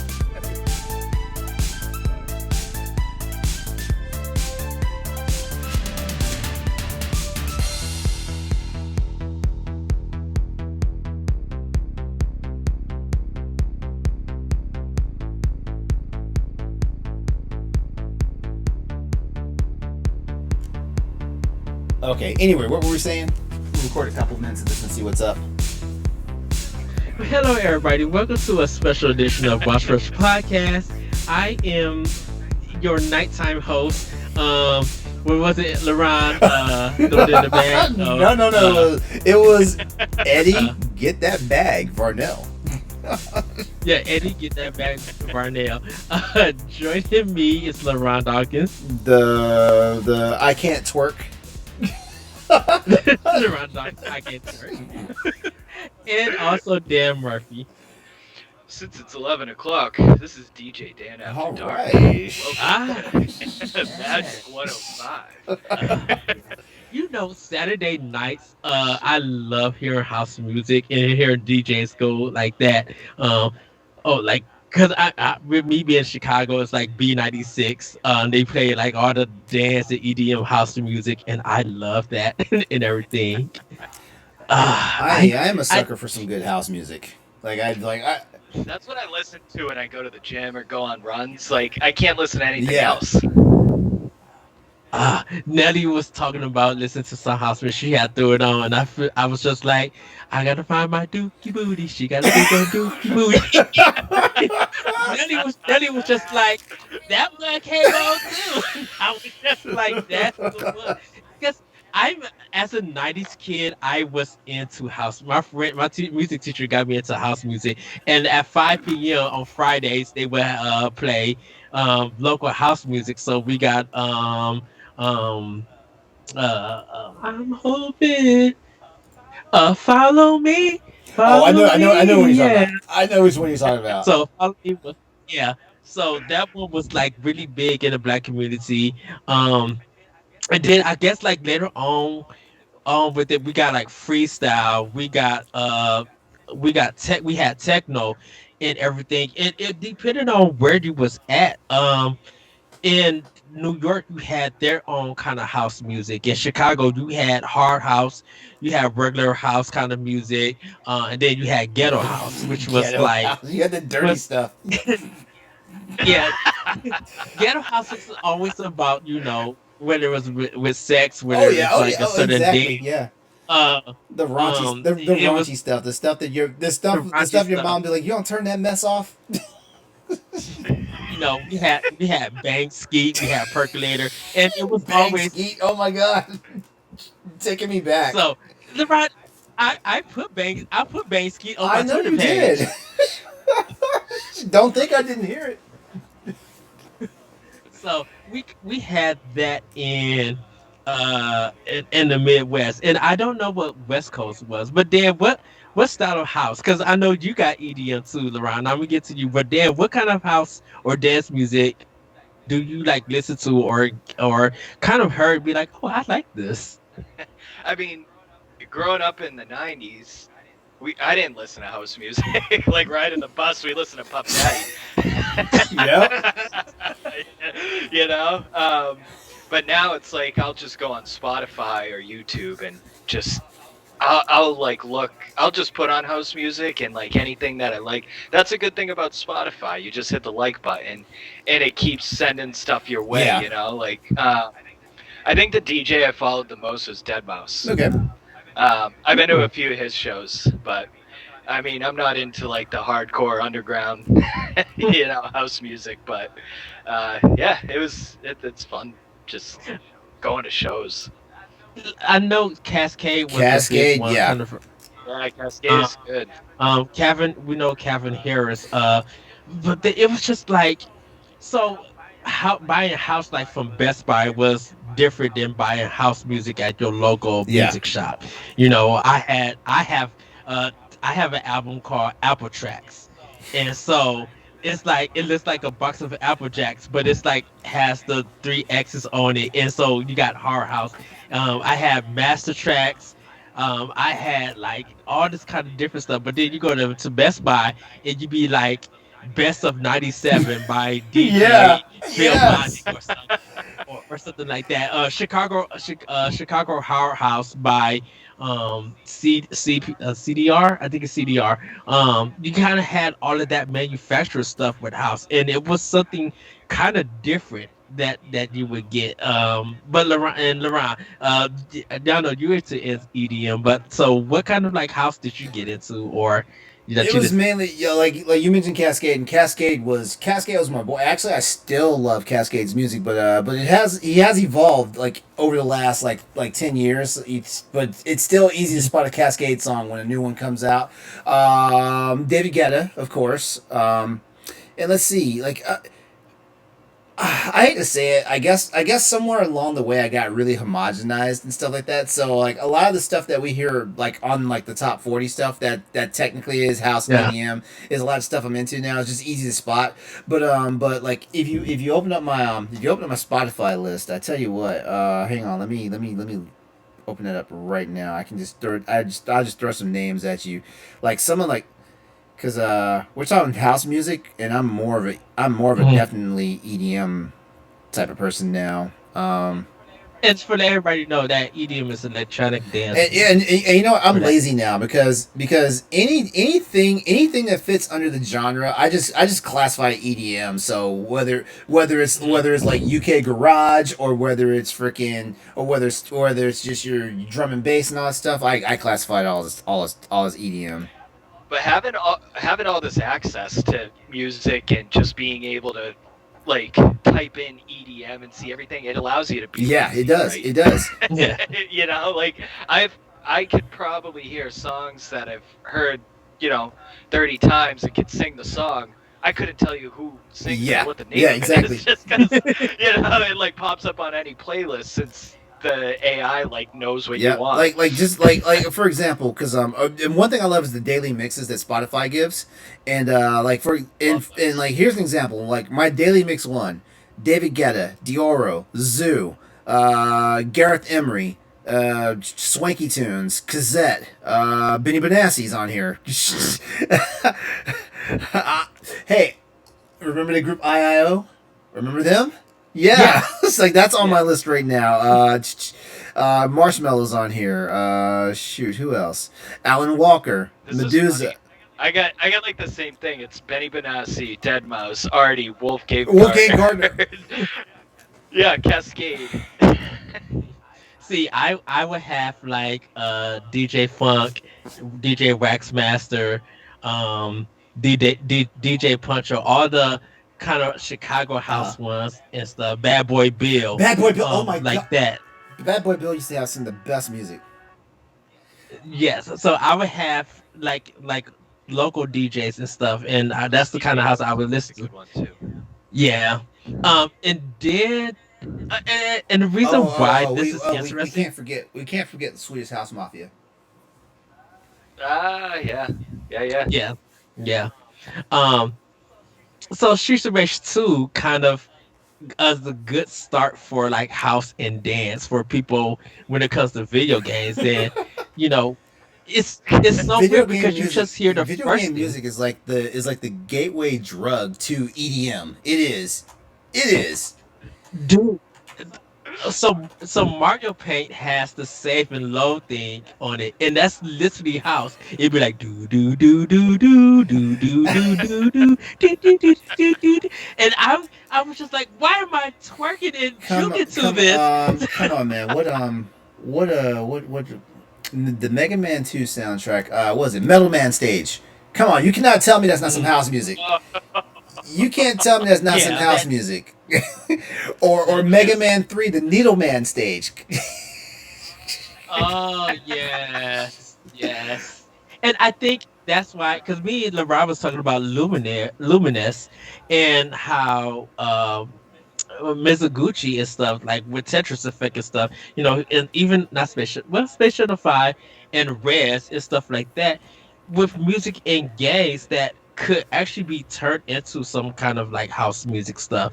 It's really interesting when you have a knowledge of it and then you play the game that delivers house music. It's so weird. I was so me and around and Logan was talking about personalities, like if you met this person, what video game would you connect it to? And I connected Jesse to this game called EJ World because it's like you get to make club Yes. records to it. What And was that? I Was that made a PS2 game? PS2. I remember that. I remember PlayStation that. 2, yeah. It was And I really made- technical though. Like I tried to get into that, and I was like, no, I can't do this. I made a 15-minute house track on God, there. you better than I And am. I was like, but it's really good because there's something about house that makes you dance, that makes you feel hopeful, that takes you to another world. And that's why when I scream out Just Chasing Beats for Switch, it's just like, oh my goodness, I love this. Um there's a game for Switch. Is it Oski? I think he was a DJ. He kind of ended up. I think he committed suicide or he passed away or something. His game is like a music based game, and he was a DJ, and it's really good. I mean, it's you can do a demo of it and get a feel of it on your Switch, and it's really good. And I was just like, What was the name of it? Ascii, Ascii. I think that's it. I know that sounds like a controller thing. And I don't got my Switch on me. It does. But that You mean like ASCII, like the computer language, right? I Yeah. think so. Yeah, I think he was a DJ. It's I on think I remember Switch. that. Yeah. I know there's a deluxe edition that came out, but there's a demo out of it, and you control the ship playing different house music and tracks. Wow. It's kind of addicting. Wow. Yeah, it's there was another game like that. I cannot think of it, but yeah, like I think house music in games just it works so well. What are your guys' thoughts about it? Yeah, I mean, it brings up the intensity. By the know, way, like- I did decide to go live.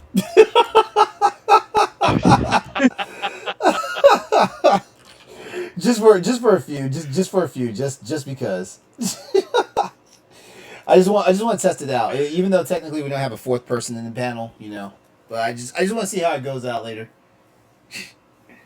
Nice. Watch somebody complain to me about, oh, your sound's not right. All right. Well, anyway, I'm sorry. I didn't mean to interrupt you, Dan. Go ahead. What were you talking Yeah, about? actually, what were we talking about? I forgot the question. Like house music games going together. What do you guys think Oh about it? God, the Like, American version of Sonic CD. You guys never played that, did y'all? ooh, I I did, and did. I mean, I probably played it in Yeah, yeah, 1994, so yeah, I yeah, can't even. yeah. That was about. I think you're about right with the time frame of when the game was out. Honestly,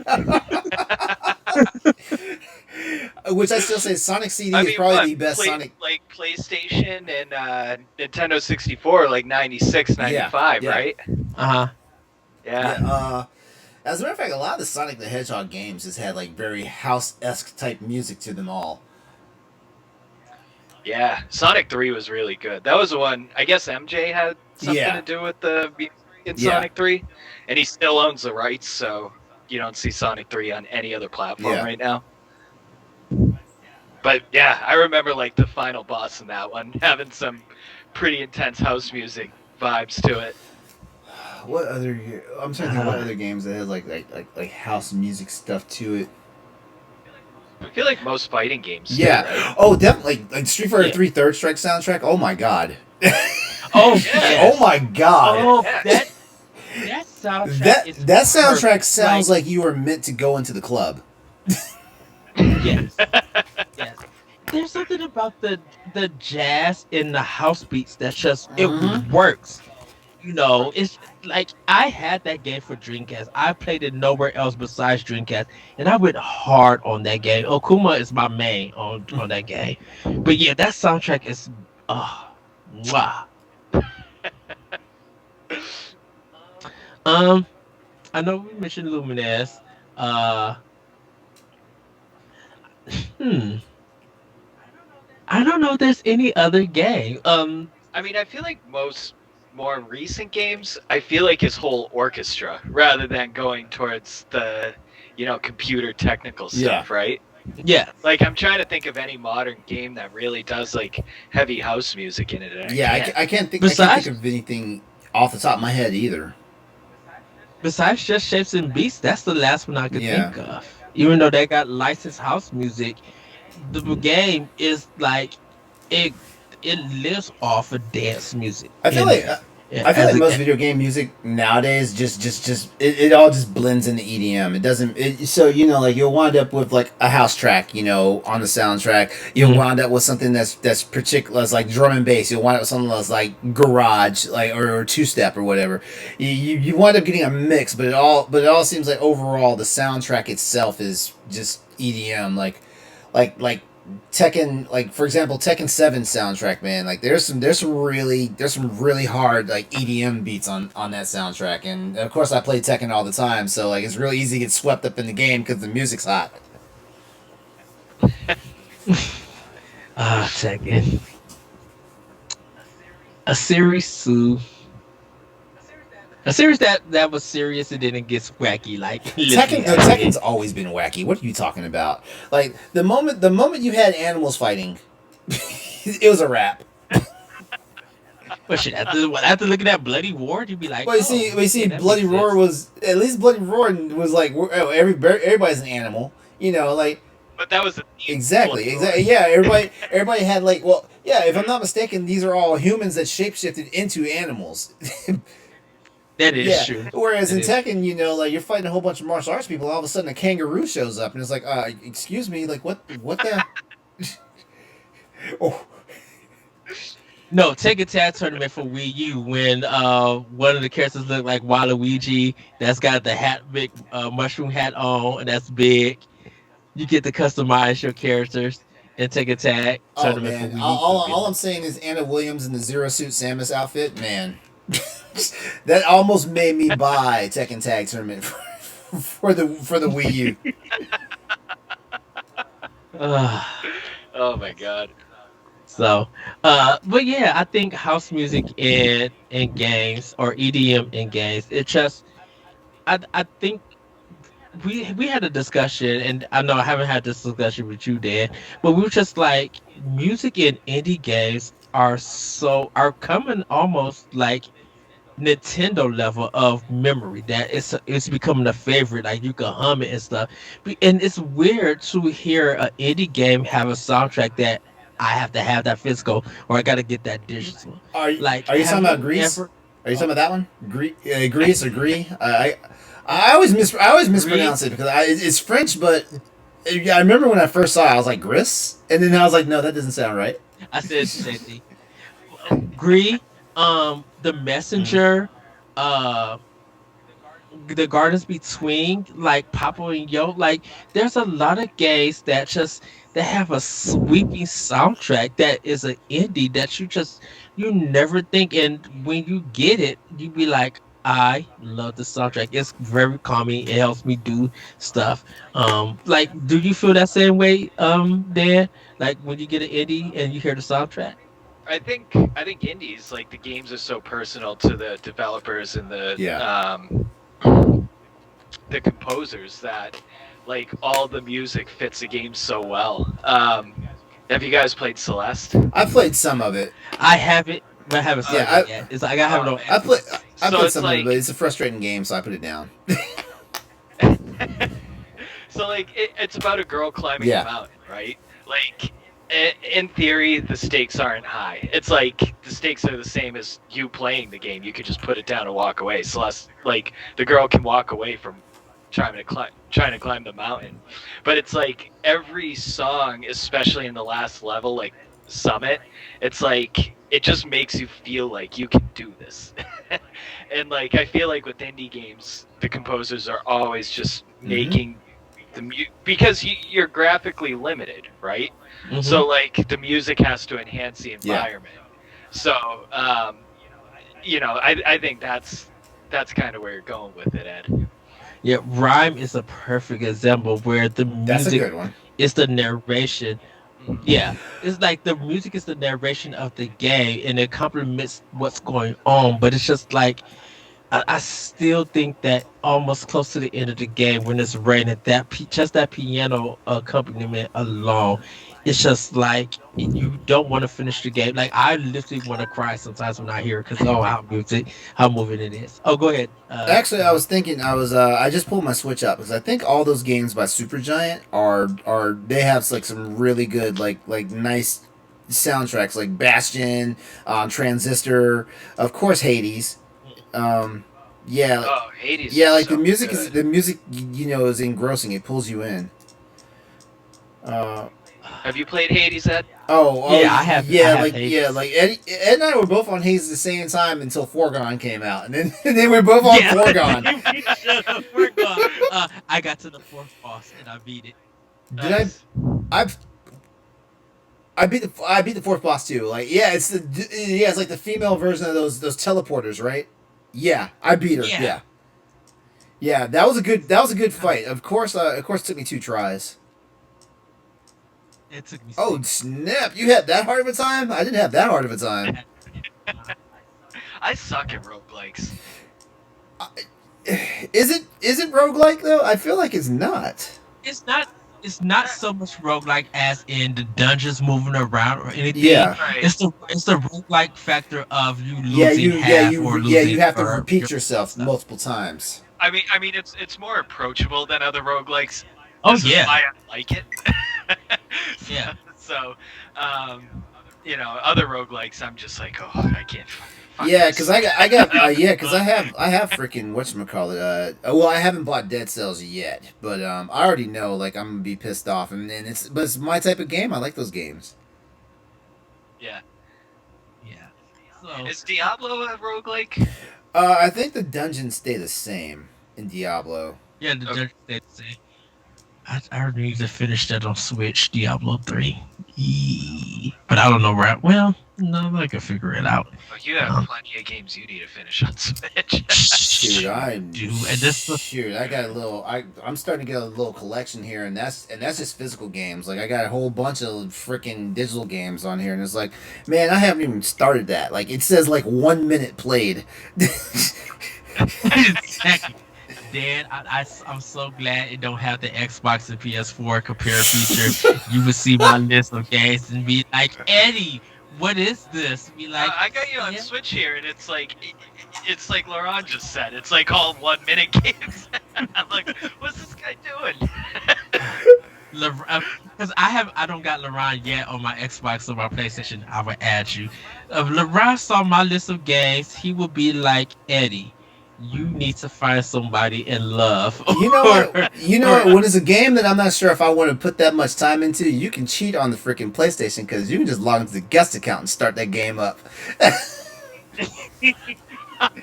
It's like I don't know. I don't know if I want this on my trophy list. So let me just try it out over here on the guest profile.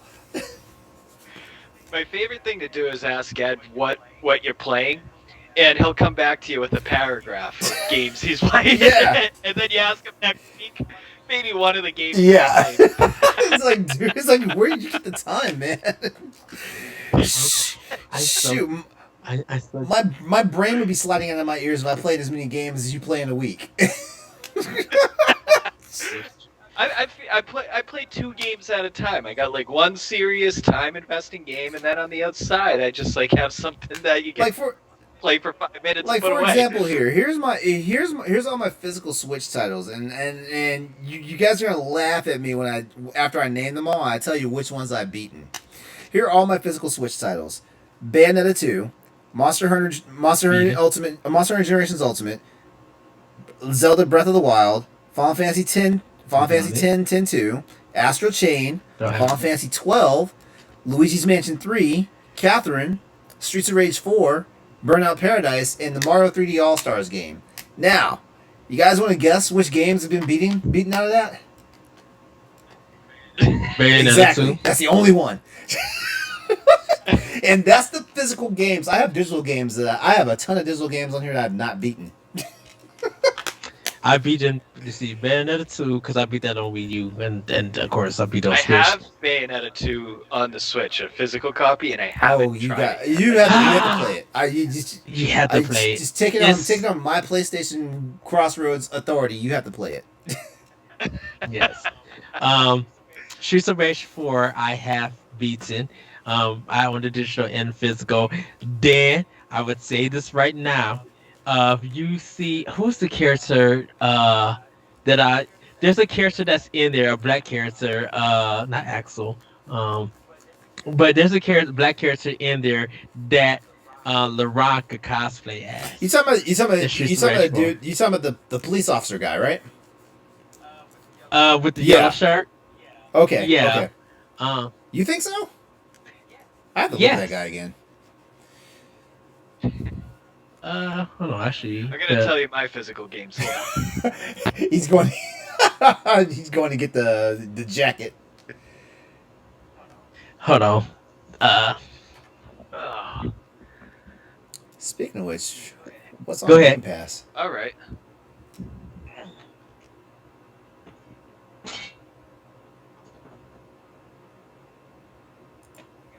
I got 12.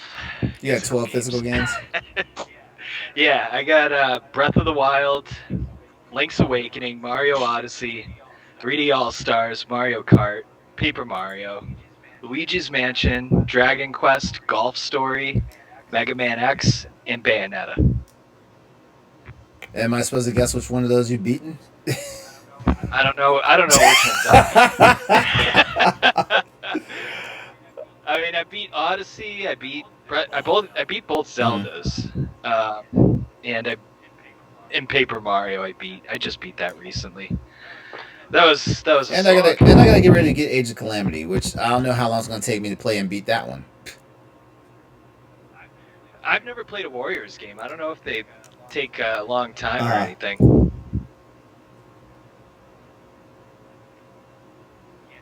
Can't hear you. Yeah. I don't think. Can you hear us? I don't think so.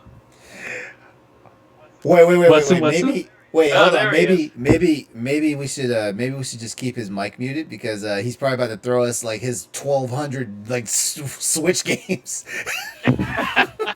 You ready? Oh, I'm ready.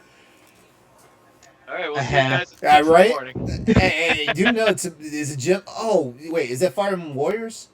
Okay. Fire Emblem Warriors. I'm mad he's throwing his covers. Snipper. I don't have my Switch with me. Snipper clips. Breath of the Wild. Octopath Traveler, sorry, got wet. Yoshi's Crafted World, Super Mario Mhm. Odyssey, Pokemon Mystery Dungeon DX, Pokemon Sword and Shield, Shovel I Knight thought that was Collection, Shovel Knight. I don't know why. That's a good one. Dead Cells, Dead Space, yeah, Dead Space. Cells, I mean Dead Cells. Cells, It's way uh, different. Lost Sphere. I Yeah, never me heard of neither. that. Kirby, It's a Square Kirby Enix Star game. Allies. Star Allies. David X How? Oh, wait, Machina. stop. Hold on. How is that game? Because I've heard it was Love it. underwhelming. Some people think it's underwhelming. It's a good like 8. I love it. I love Uh, this game. Like it's super fun. Um, Clubhouse mhm. games. Uh, I actually love Clubhouse games. Isn't that like the $20 game where you get like 500 games in it or something like that? it's about like- $40. Oh, it's $40. Okay. It's like 50 Okay. games. Yeah, because it came out this June. But it's before like I'll Pepper- play it with my girlfriend and we'll like play just Moncala or backgammon or something like for 15 minutes. It's fun. Tiny Barbarian DX. Jesus Christ. Um, Has Been Heroes. I've heard some The really Sky- good stuff about that one. Has Been Heroes. Yeah. The Sky Is that 5 the is. one that's like a strategy game, like you're in a line and the army comes at you? Ed. It may be. It's still in the package. I haven't unwrapped it. See, that's even worse. Like you still got games in the wrapper. You gotta forget. I used to work at Toys R Us when we was leaving that store. I was snagging me some free games. All right, what's next? What's next? That's great. That looks like another I Disgaea. said this guy. Okay, yeah. This guy. Oh, NBA nice. 2K19. How is 2K on? I heard Switch. I heard Is it 2K okay? games are pretty good. I heard it's good too. I haven't played it. I like it. I play it on PlayStation with Uh, my friends. Yeah. It's fun on that. Puyo Puyo Tetris. Nice. Harvest Good Moon Lord. sees a lineup. Good lord, I haven't been counting, but I know we're over 20. Doom, I'm exhausted thinking Super about Mario Maker 2, Oh, my jam. Mario Untitled I've Alliance thought about 3. picking that up. Ultimate Alliance 3. I've thought about picking that up. I heard it's Yeah. fantastic. Super Smash Brothers, That's a must-have. Ultimate, Link's Mhm. Awakening. I wouldn't get Smash Brothers on physical though. I like having it on digital because I can just Yeah. play 2 games and not Yeah. switch it out. Tokyo Mirage You know Session what- FE Sharp. You know what, Dan? You hit a good point right there because I've gotten to the point now where it's like I didn't figure out what's physical versus what's digital when it comes to these purchases because like I should have bought Monster Hunter Generations Ultimate on on digital, and probably actually no. I should have bought Streets of Rage 4 on digital also. Yeah, I have Streets of Rage digitally and physically, like I said. Like Animal Crossing is a perfect physical digital game because Yeah. you go on, you turn your Switch on, you go on for 5 minutes, do your chores, and then go on to your next Mhm. game. You know. Yeah, I have Animal Crossing on physical. Xenoblade Chronicles 2, Torna, that's DLC, and Did you I play got Torn? no, not yet. I'm still working on Xenoblade Chronicles 2.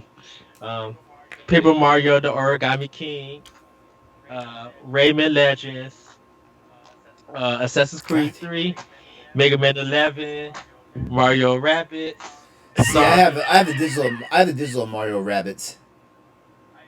Fire Emblem See, Three I'm just Houses. waiting for that, like, because as you guys saw in the chat recently, I was really pissed off that I had a chance to get the game for like $33. There's like some weird ass flash sale going on, and I missed it. And For Fire yeah, Emblem? it dropped. Yeah, No it, way, yeah, it dropped really? below $40. You drop- Yeah, Wow. I mean, honestly, that game is so worth. is it the is full it worth price, is it in worth my the full opinion. price? If it's worth the full price, I- I'm probably gonna roll my ass in Yes. the Best Buy tomorrow and get it. That honestly is one of my favorite Switch games. I wish Like, they would have dropped the demo for it because I know there's so much about the game like stylistically that's changed, and it's like because I love the old school I love the old school 3DS, the DS and the Game Boy Advance Fire Emblems. So I just really need to know for sure if I actually get it, I'm gonna like it. So what's steering you away from it? I've never played The old ones? ones on Okay. the handheld.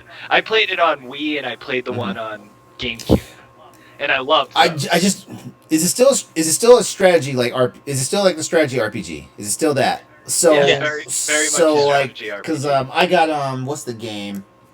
Hold on, let me just turn my Switch on. Mario Mario Rabbids. Chronicles. Well, no, I have Mario Rabbids, and I love that because Mario Rabbids just reminds me of Final Fantasy Tactics. Mario Rabbids was a very, very good strategy Yeah. RPG. Let's see. What's the game? What's the game? It was like the. Why you looking? Why you looking, LeRon? Sushi Strikers, Red Dead, Super Mario, Super Mario Party. I have Xenoblade Chronicles, the Definitive Edition collection. That's the game, the book, and the music soundtrack. I got Pikmin 3. Do you buy all your games physical or do you buy digital as well? So if it's available for physical, I'll go buy physical, and then if it's only digital, I'll buy digital. So the indie games I do digital, and then everything else I do Actually, physical. that's my goal this time because every time I buy a Nintendo system, I usually buy one of these little cases.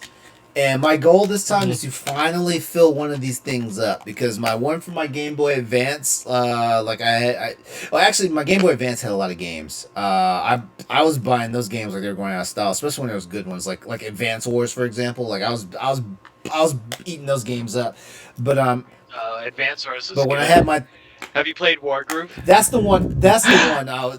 Okay, so is Fire Emblem Three Houses like similar? Well, similar to Wargroove. I mean, Wargroove honestly plays like old school Fire Emblem, in my opinion. World Group played more like Shining. Shining. Yeah, Force. I saw some similarities in that too. Yeah. I don't like Shining Force versus Shining Force and Advanced Force. Yeah. Yeah, I mean it's the same kind of deal. I mean, like in Wargroove and Advance Wars and stuff like that, you actually have to take out buildings and build your party in the game. You just have a set party in Fire Emblem of 10 units, and you use them against, and it's the typical strategy RPG where like flyers are weak against arrows, and knights are weak against magic. You know what? I may just go ahead and plop the money down for it. Shoot, I'm on my third. I've been right third. Now, I'm like third. Yeah. Shoot. There's 4 different storylines. I might sneak into Best Buy tomorrow because Amazon Prime has it for $49.94. I might slip into Best Buy tomorrow and see if they have price match. Let's see, ships from and sold by Amazon. Yeah. Oh yeah, I'm about to save me $10. Nice. But I mean, like, it has 4 different storylines to it. In each storyline, you have like a unique main character that fights with you. Because like, choose 3 houses. One of the houses splits in 2. Won't get there because it's a big spoiler. But yeah, so like each one you follow the story of the houses and the house leaders, and the story changes in that way every single time. So it's a different every time you play through it. It's a different story. Okay. All right. Yeah, and you can carry over and play on like an insanely tough mode if you want. So. Okay, I'm digging it. Okay, I guess I played it around long enough. I'm gonna see if Best Buy price matches it tomorrow. If not, I'll just go ahead and plop the $60. Because I don't know. It's a first party Nintendo title, so I don't think it's going to disappear forever like they're implying Mario 3D All Stars will. When everybody was thinking there was going to be limited quantities, and once again, like I told everybody, who's going to try to be buying this past 6 months? It's just sitting. It's all those copies are literally sitting in stores. Well, here's the problem though. Like, what if? Because every now and then Nintendo does this. Nintendo will be like, okay, this game's no longer for sale, so they recall all the copies off the shelves and they buy back from the retailers. Now that is what I'm waiting to see. Because that might screw a bunch of people over. Mm-hmm. So, we're talking about the prices. So, the baseline is kind of like arbitrary, right? Like when you think of a full price game, it's $60. And I mean, when did that start in PlayStation 2 era? No, so it started with Xbox 360. Yeah, PS3 Yeah. and Xbox 360. PS2 PS3 was and 360 were what yeah, brought them out at $60. yeah, because PS2 still was doing 50, Wii was still doing 50, and they didn't jump to 60 until they did Wii U. Wait, Because Wii U is where the $60 Nintendo games came from? I thought it was Switch. Because I didn't Yeah. have a most of the Boss Rush people know I'm notorious. I did not buy a Wii U. I did not either. yeah, so when Wii U came out, that's when Nintendo went to 60 because they jumped up even $10 more when 3DS Right, came that out might have because been- that- And it was always 50 though, Yeah. right? Like since the PlayStation 1 days. Yeah. Mhm. Yeah, actually, so it's crazy to think, actually you PS1 know. was 40. Or PS1 was it 40? I 50. thought it was 50. No, I don't PS1 remember was PS1. 50. I remember buying Final Fantasy Tactics. That was like my first game I bought. On Maybe my own. you know what, you're right. Yeah. You're right. Yeah, because Tactics. I do remember spending like a premium dollar for that one, and that's my my 'cause- favorite Final Fantasy, by the way. Because when I brought the Chrono Yes. Trigger collection for PS1 was No, 50. that one with wasn't the 50. Final That Fantasy one was 40. I remember paying. Because I was working at GameStop when that game launched, and it launched at $40. The Chrono Trigger and Final It was Fantasy. Final Fantasy 5. 5. Yeah, it was Five? 5. Five. Oh no, it was 4 because 5 and 6 came together. Oh, you're in right. a Yes. Final Yes. Fantasy collection, and it was the first time 5 was released in Yeah, the you're West. right. I remember that because I played 5 and I absolutely Yeah, loved it. you're right. They okay. launched the game. I remember they launched the game at $40 though, because they knew people were going to buy it for Chrono Trigger, but they didn't know for sure if people were going to latch on to Final Fantasy 4. They didn't know that for sure, and that's why they did that. Mhm. Which that's kind of crazy because that's kind of regarded as one of the Yeah, best. Like when people talk Yeah. about like the best Final Fantasies, they always say 4 is like one of the best Yep. stories. Yeah, because I think 5 had the best job system. Was it? One of 5 them was had the a first job. one to Dude, do yeah, a 5 was the first one system to do where the you job could system, yeah. change. I still call Final Fantasy 6-3. I don't know. Same here. Same here. Because I played it first on Super NES when it was Final Fantasy 3. I was a Sega kid. Me so too. I did not play any SNES games. So we only had Sega at my house. I had some Nintendo and Sega Genesis. That's the best thing that why having a brother is for, because I played all the Sega stuff.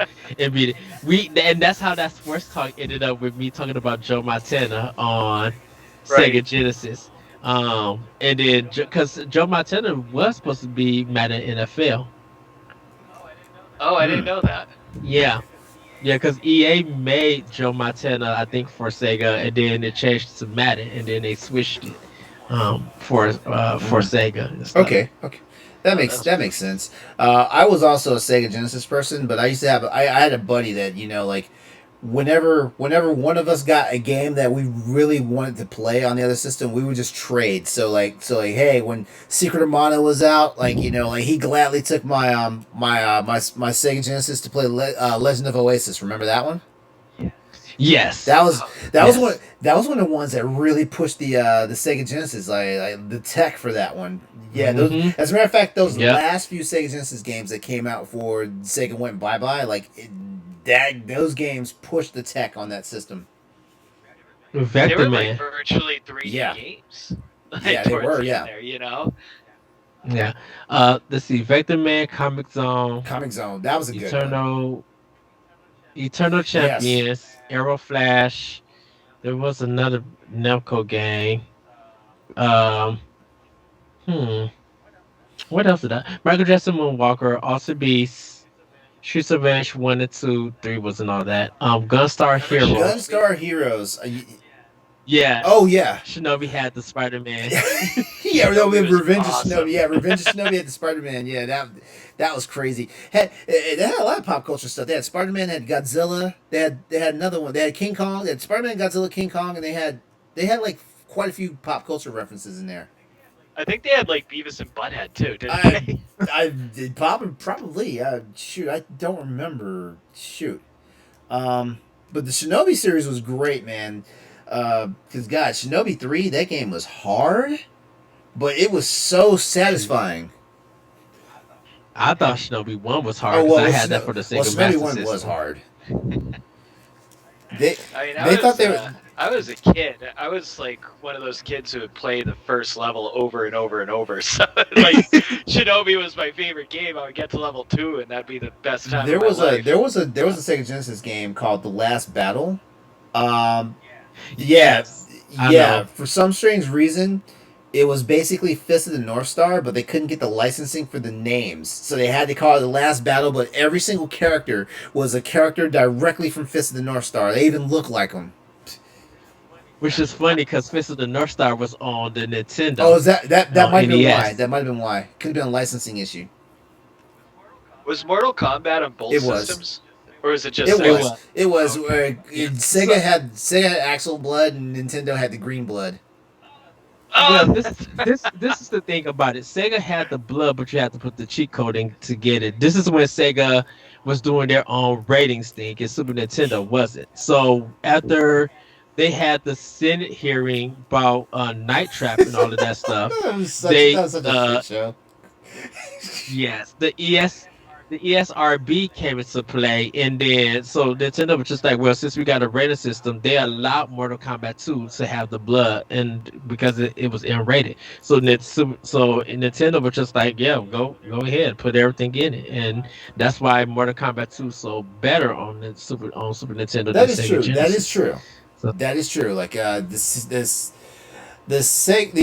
Nintendo version of Mortal Kombat was more superior than the Sega Genesis version, and on the flip side, the Street Fighter 2 Champion Edition on Sega Genesis was superior to the Super Nintendo one. It's kind of crazy how that happened. Yeah, well, The only thing. lacking thing for the Sega Genesis version for Street Fighter Champion Edition was the music. That was the only lacking thing. Yeah. Because the Super Nintendo ended up getting a Turbo Edition. They did. And so it was no reason to play Champion because they had Turbo and Super for it, which is funny because the way that first-person shooters and Battle Royale are the big things, 2D shooters like R-Type and stuff like that, and street fighting games were like the big things back in the 90s for Super Nintendo. Like Tournament Fighters was big on Super Nintendo than it was the Sega Genesis version. Which is kind of sad because Sega Genesis had the 6-button controllers. It's kind of sad. Yeah, and Nintendo probably had maybe the leading fighting stuff because of Killer Instinct on how big it was in the arcade, and then it coming to Super Nintendo, everybody had to have that cartridge. But then Sega Genesis had, well, not Sega Genesis, mostly Sega Saturn. I think Sega Saturn because they had Virtua Fighter, and they were like the leading because Toshinden was leading for PS1, and then Virtua Fighter came and just killed all of that. Which I'm sorry, Virtua Fighter was a bad game. I'd rather play Battle Arena Toshinden than Virtua Fighter any day. Like Virtua Fighter to me didn't get hot until Virtua Fighter 4. Yeah, and then by that time, Virtua Fighter was dying. Yeah, but it's like Turtles in Time for Super Nintendo beat the arcade, and then Hyperstone Heist. That was weird that Konami decided to go multi-platinum and give Sega its own games with the Genesis than Super Nintendo. Hey, I mean, that was a day where the console war actually. Yeah, where was a thing? It wasn't just fans saying like, "Yeah, fuck you, Xbox." Oh yeah, fuck for you, real. PlayStation, like those companies are trying to crush each they other. were. Genesis, they were. Yeah. Genesis does what Nintendo don't. No. I love the Sega Saturn commercials, and when Sega Saturn was going head to head against PS1, and like remember because their thing was knights and all that stuff, and they're like they're like fly play thing. They would drop it off of a building.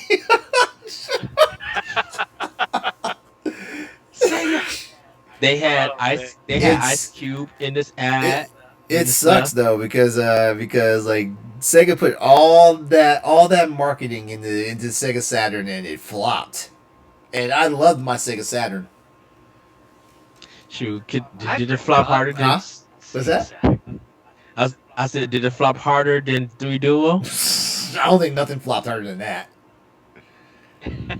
Shoot, It's bad. SNK, the It's Neo bad. Geo. It's bad when the Atari Jaguar outperforms the 3DO. Someone took the Atari Jaguar and made it a dental machine where it could really actually brush your teeth and they could use it. I was just like, wow. Actually, the one thing that actually sold so many units of the Atari Jaguar was that Alien vs Predator game. Yeah. That sold that system. So Sega Saturn, that was the one that tried doing the disc, Yes. right? That was Okay, and that was like right after Genesis, but before N64. Actually, Sega CD was technically their step between. It was their next step after Sega Genesis. But what a lot of people don't. But that was an add-on. Yeah, it was more of an add-on than anything else because Yeah. technically you had So go ahead. TurboGrafx. Oh, TurboGrafx had their CD add-on, where Super Nintendo and Sony were working together to do this Super NES And add-on. we with know the where CD. that went. You know how that happened. Sega had jumped on it, so at that time, TurboGrafx CD and Sega CD were the CD-based games, and then 3 Duo and all of that stuff Oh, I started love my coming. Sega CD. I love my Sega CD too. I was such a whore for Sega back in the day. It's crazy that I was like, my money wasn't enough to keep Sega running. I got every. Hey, me and you, I had a Yeah, exactly. I had every Sega system from Master System up. I even had the damn Game Gear. Oh my god! That I had a battery Game Gear, cruncher. too. That thing was pissed through Yeah, batteries. that battery cruncher. You were lucky if you got 45 minutes with that thing. I would bring it to my friend's house. We'd play for 15 minutes each, and my mom would be like, "Batteries again?"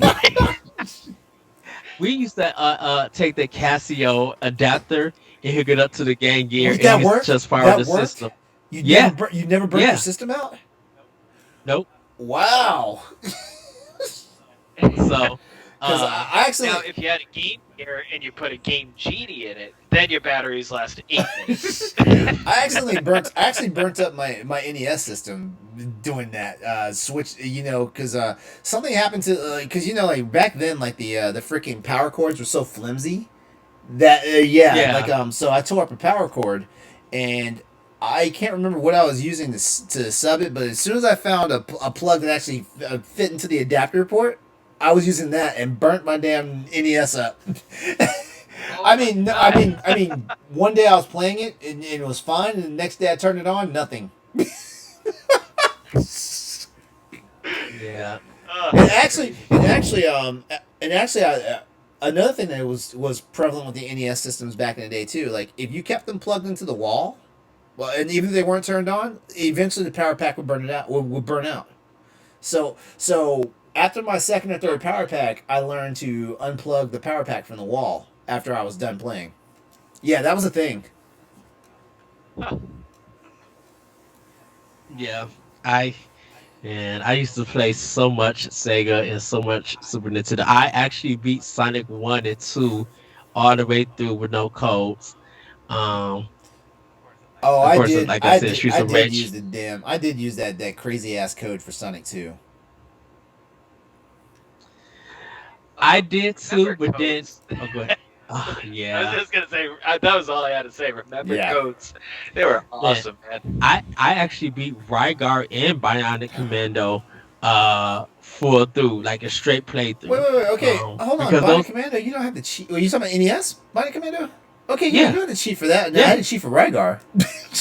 That game was hard. No. That game was hard. Yeah, I was able to beat Rygar. Yeah, I was able to beat Rygar within 2 or 3 I hours. have But muscle memory. what I should I have muscle memory for Bionic Commando. Like I can run the emulator on that right now and beat it in like 2 hours. I really wish I could have cheated on Ninja Turtles for NES because I actually got to the Technodrome and stopped. Everybody wants to cheat on that game. like I couldn't. That game. Sega Saturn was more of like, oh, this is the import system with the card thing, so I could play Marvel versus Capcom. Oh yeah. Yeah, but shoot, Dreamcast, man, Soul Calibur, Oh, like I I s- had Soul Calibur. Yeah. Love I that. love Soul Calibur. Power Stones, Elemental Gimmick Gear I had, Ooh, good um, one. Sonic Adventure. Yes. Sonic Adventure. I got to the final boss and could never get the third hit. I only got 2 hits and never could get the third hit to beat him. My what was one of my all time favorite Dreamcast games? I'm thinking I probably Project Justice for sure. The sequel to Yeah. Rival Schools, man, and that was the heyday of Capcom fighting games too. When the Dreamcast was out, like man, there were so many. It was like Capcom was just throwing you fighting games and just hoping one sticks. Man, there were so many of them. It's the Mega Man and Resident Evil thing. They just was throwing them Man, out like there. Street Fighter Alpha 3 in that World Tour mode. Oh my god, Oh, I played that to death. so I did Street Fighter Alpha 2 and 3 on Dreamcast, and I did Street Fighter Alpha on PS1 because I think it was only available there. Nice. Do you guys bring up Skies of Yeah. Arcadia? Oh, we didn't bring. No, you Yeah. brought that up, but that's a good pick. that was a great game. Those my three are Soul Calibur, Skies of Arcadia, and Sonic 3. I mean Sonic Adventure. Let me think. Ah. Let me think. Oh, I had some weird puzzle game too that was like a pyramid style. Oh, which one was that? I forget. I can't remember the name of it. That's not the one with the mice, is it? I'm gonna look it up. I'll be able to find it. Hold that thought. Well, Super was it not Super Puzzle League? That's I mean that's Puzzle Planet League. That's on 3D on DS. What was the one with Capcom with the Street Fighter characters that was like deformed that had that puzzle game? But I think that was Pocket Fighter. I love that game. Wait. You talking about the actual puzzle game? Yeah. With the gems. Oh god. And stuff. Oh god. Oh god. Because man. Shit. Oh my god. Why am I not? Why is it slipping? Because I spent too many hours on that game. No, Super Puzzle Fighter 2. That's what it was. It's Super Puzzle Fighter 2 Turbo. That was the name of it. Yes. Because Pocket Fighter is the spin-off to that game because they're like, oh, you love the little chibi characters? Like, here, have a fighting game with them. Yeah. That's it. Yeah. Man, so I didn't buy the game. I had a demo of it. That's all you really needed because I was the whole game in a sense. Playing with damn Morgan and freaking Felicia. Yeah. I remember that demo. Yeah. And then, well, Res was on Saturn before it went to PS2. I know that much. A game that I loved on the Dreamcast that probably a lot of people didn't play was Rector Lotus War. It was basically Diablo, but it was based off that anime. Yeah, I knew of the anime, but I never got a chance to play the game. It was great. It was great. Soul if you take Weaver. a look at the list of Dreamcast games, it's like 80% of them are just really Yeah. good games. It's so Yeah, sad there wasn't that a lot so of hard. stinkers on the Dreamcast. There wasn't. Yeah. Yeah, everything was great. Yeah, I had Soul Weaver on Dreamcast, and I beat it there. Actually, my all-time favorite Dreamcast game is Jet Set Radio. There's a reason why I bought that game so many times as they've re-released it on other systems. I've never got to play Jet Set Radio. Me either. Man, y'all are missing out. I know it was the start of cell shaded games, and then Wind Waker took that style, and everybody remembers just Wind Waker, not really Jet Set Radio. I'm like, I gotta give. Well, let's see, but we were talking about game music earlier. Jet Set Radio has some of the hottest music. As a matter of wait, have you heard the music? Okay, Yeah, you never played the game. Okay, wow. Yeah. That Yeah, never right? Well, because I seen it in stores, but at the time when I got my, because I bought my Dreamcast because I was DJ at the high school, um, at Of that time course. playing my own music and stuff, and so they paid me like what, like $1,000 for that whole season. So out of that, I Dreamcast was like $200 and I had to pay the rest of my, because I was in college at that time, so I had to pay the rest of my tuition fee with the rest of the money. But I brought a Dreamcast, and I remember before I got a job, I seen Jet Set Radio, but not thinking of buying it for some reason. But Yeah, I heard the soundtrack you missed a phenomenal day. like GameStop and stuff, and I'm like, wow. It's crazy because you heard the soundtrack and you still didn't buy the game? Man. Usually the soundtrack sells you on buying the game. Like, for example, now I know when you heard the Space Channel 5 music, you had to play that game. Mm. No, Eddie they was a didn't play different Space guy Channel back 5. then. Huh? What's that? Didn't play Eddie Space was a Channel different 5. guy What? That is true. back then. He didn't just buy every game. I'm sorry. he saw. Doom, doom, doom, doom, doom, doom, doom, doom, doom. Man, it's just too swanky. I'm sorry. You know we're gonna be banging that throughout the week, right? Like next week. Just be like, well, because that's the thing about Power Block. Dan, we're going to have a soundtrack episode where we all recommend a soundtrack for people to go to check out, and it could be from any game, from any system. So, like, I'm going to be, oh, if you want to be like, yeah, check out Jet Set what? Radio or check You out. know what? Let's pick two soundtracks right now. And then I'll end this stream. And then we have some B-roll content that we can submit to Corey if he wants to upload this stuff later. Pick two soundtracks. I'll start. I'm gonna say for sure like the Einhunter soundtrack from PS1. As a matter of fact, I was just listening to that. I listened to that. I turned it on the other night and it ran it 4 times before I finally like stopped playing it. And then as far as like the next video game soundtrack, Jet Set Radio. Especially if you get the extended soundtrack with the because there was the original soundtrack didn't have every song on there. But then they had an extended soundtrack, and I'm not talking about the one that had the U.S. tracks on there, because in my opinion, U.S. soundtracks were bad. They were just licensed music. Yeah, so you get the extended soundtrack, and it had like 6 extra songs that were in the game, but were not on the original soundtrack. Nice. Okay. Dang, this is a battle. Okay, so Streets of Rage 2, definitely for me. That first song, Go Back. That first song. And I'm going to have to go, and I'm playing it super safe, and I'm sorry everybody, but Mega Man 2 soundtrack. That is super safe. It's a classic. It's a classic, but that is super safe. You know what? I'm going to take that out, because I'm going to have to go with Secret of Mana. I was going to go with Chrono Trigger, but Secret of Mana. That game was supposed to be the first game for the Super NES CD. Secret of Mana soundtrack, because remember we were talking about earlier, like video game soundtracks that are soothing. Secret of Mana, the original one, that is a really soothing soundtrack.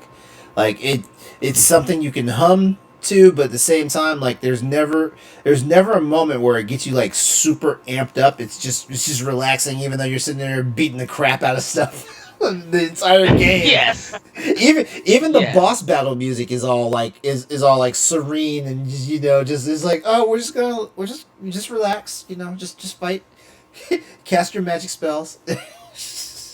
It's your world. Yeah, I had to.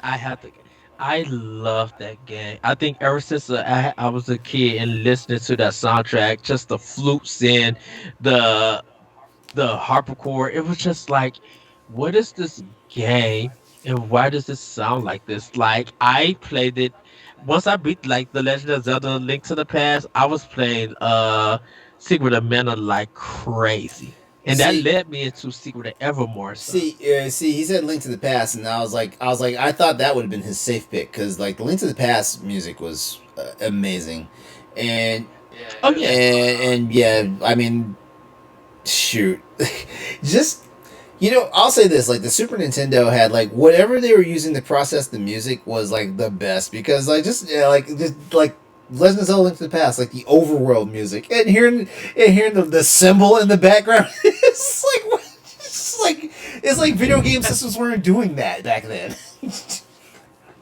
I listened to an interview with David Wise, the guy who did the Donkey Kongs, and he was explaining how they went through the process of, because the Donkey Kong games are kind of widely recognized as some of the best music in games, even still to this day, with like how limited it was, and it was very interesting, like hearing him talk about all the limitations that they had to go through and how difficult it was to put out a good song.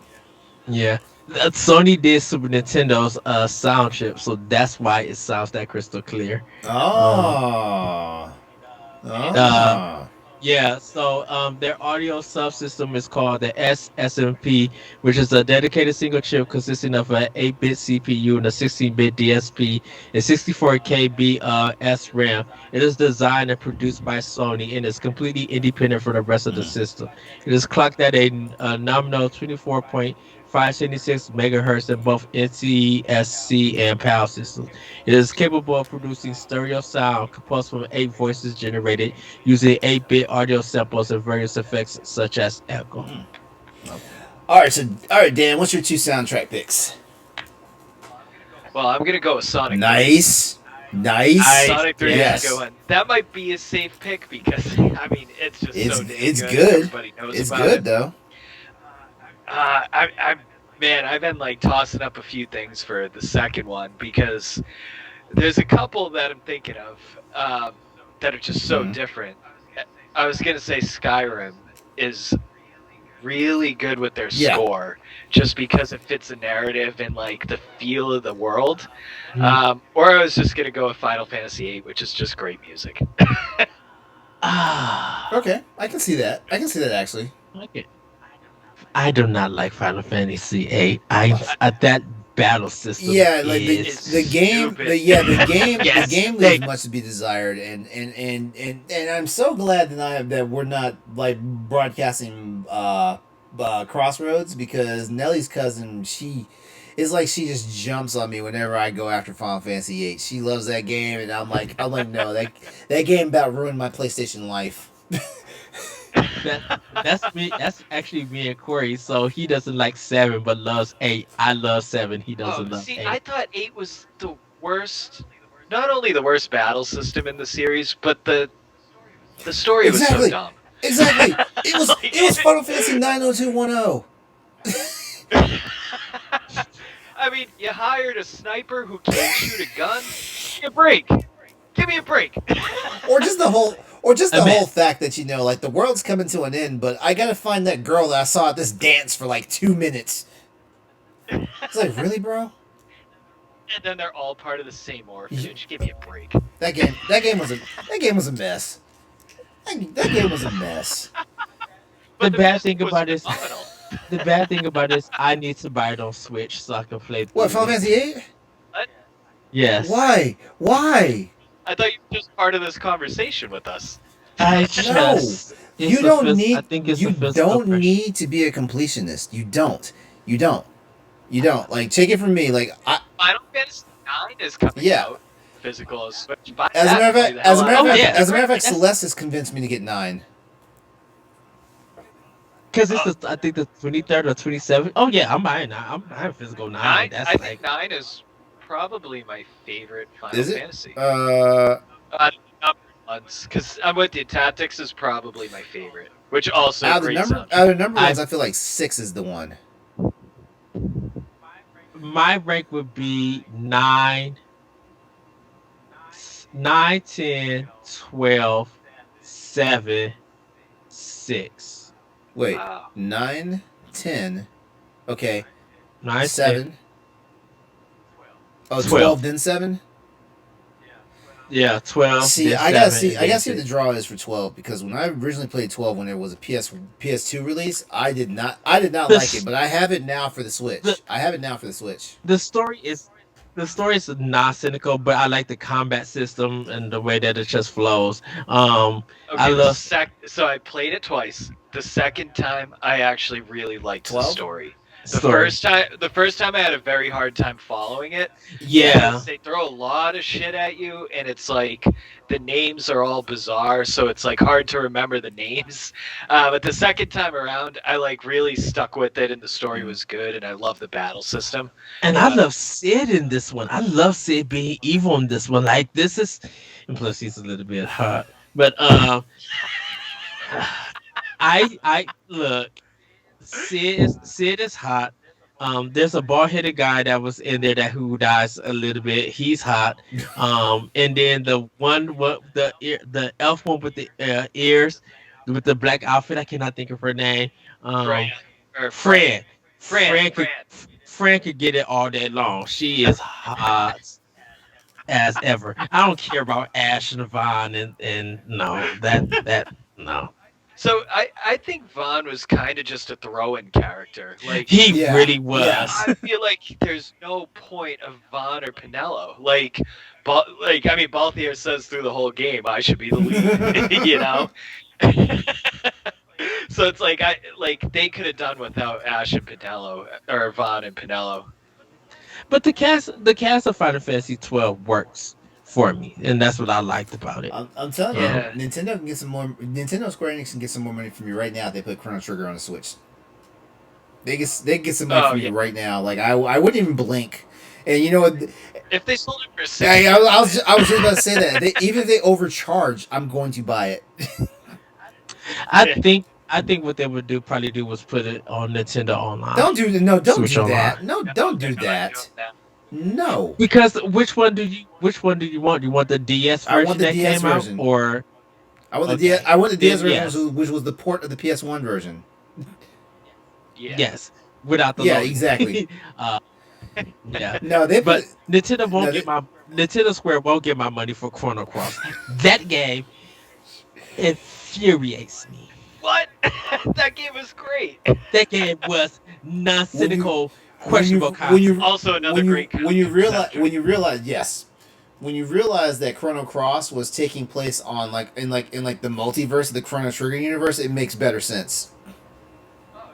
Oh, it's Yeah. so good. But that combat is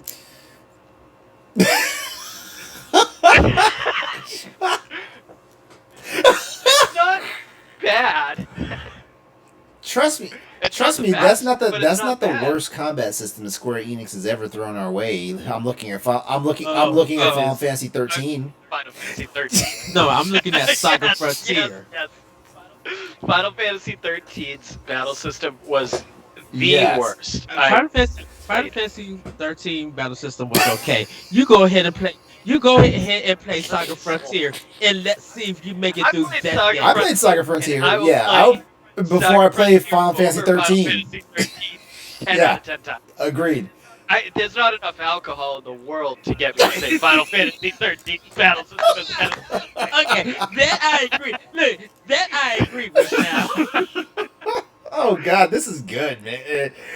If it was awesome hanging out with you, Dan. We gotta do this again.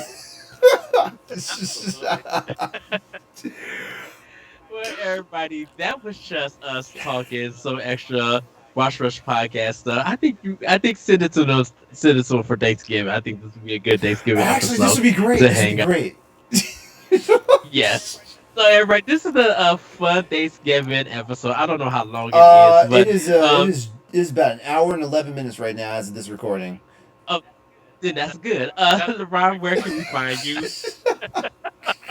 You can find me on social media at Exodus803. That's EXODUS803. That's also my gamer tag for Switch, PlayStation Network, Xbox Live, and hey, I was streaming on Twitch tonight. So yeah, Exodus803. It's all around. All right. Dan, where can we find you? You can find me not playing Final Fantasy 13, but you can find me on Twitter at DCM99. The shade, and I love it. You You guys can find me on Twitter at that retro code. You guys can check out Nintendo Power Blog on Mondays and check out Boss Push Podcast on Saturdays live. Everybody, have a great week. Have a great weekend. Hopefully, you guys are able to do some good shopping for Black Friday. Be safe and yeah, we will see you guys next time on, I guess, a special edition of Boss Push Podcast. Thank you, Dan. Thank you, LeRon. And we'll see you guys All next right, time. good night. Bye. See you guys.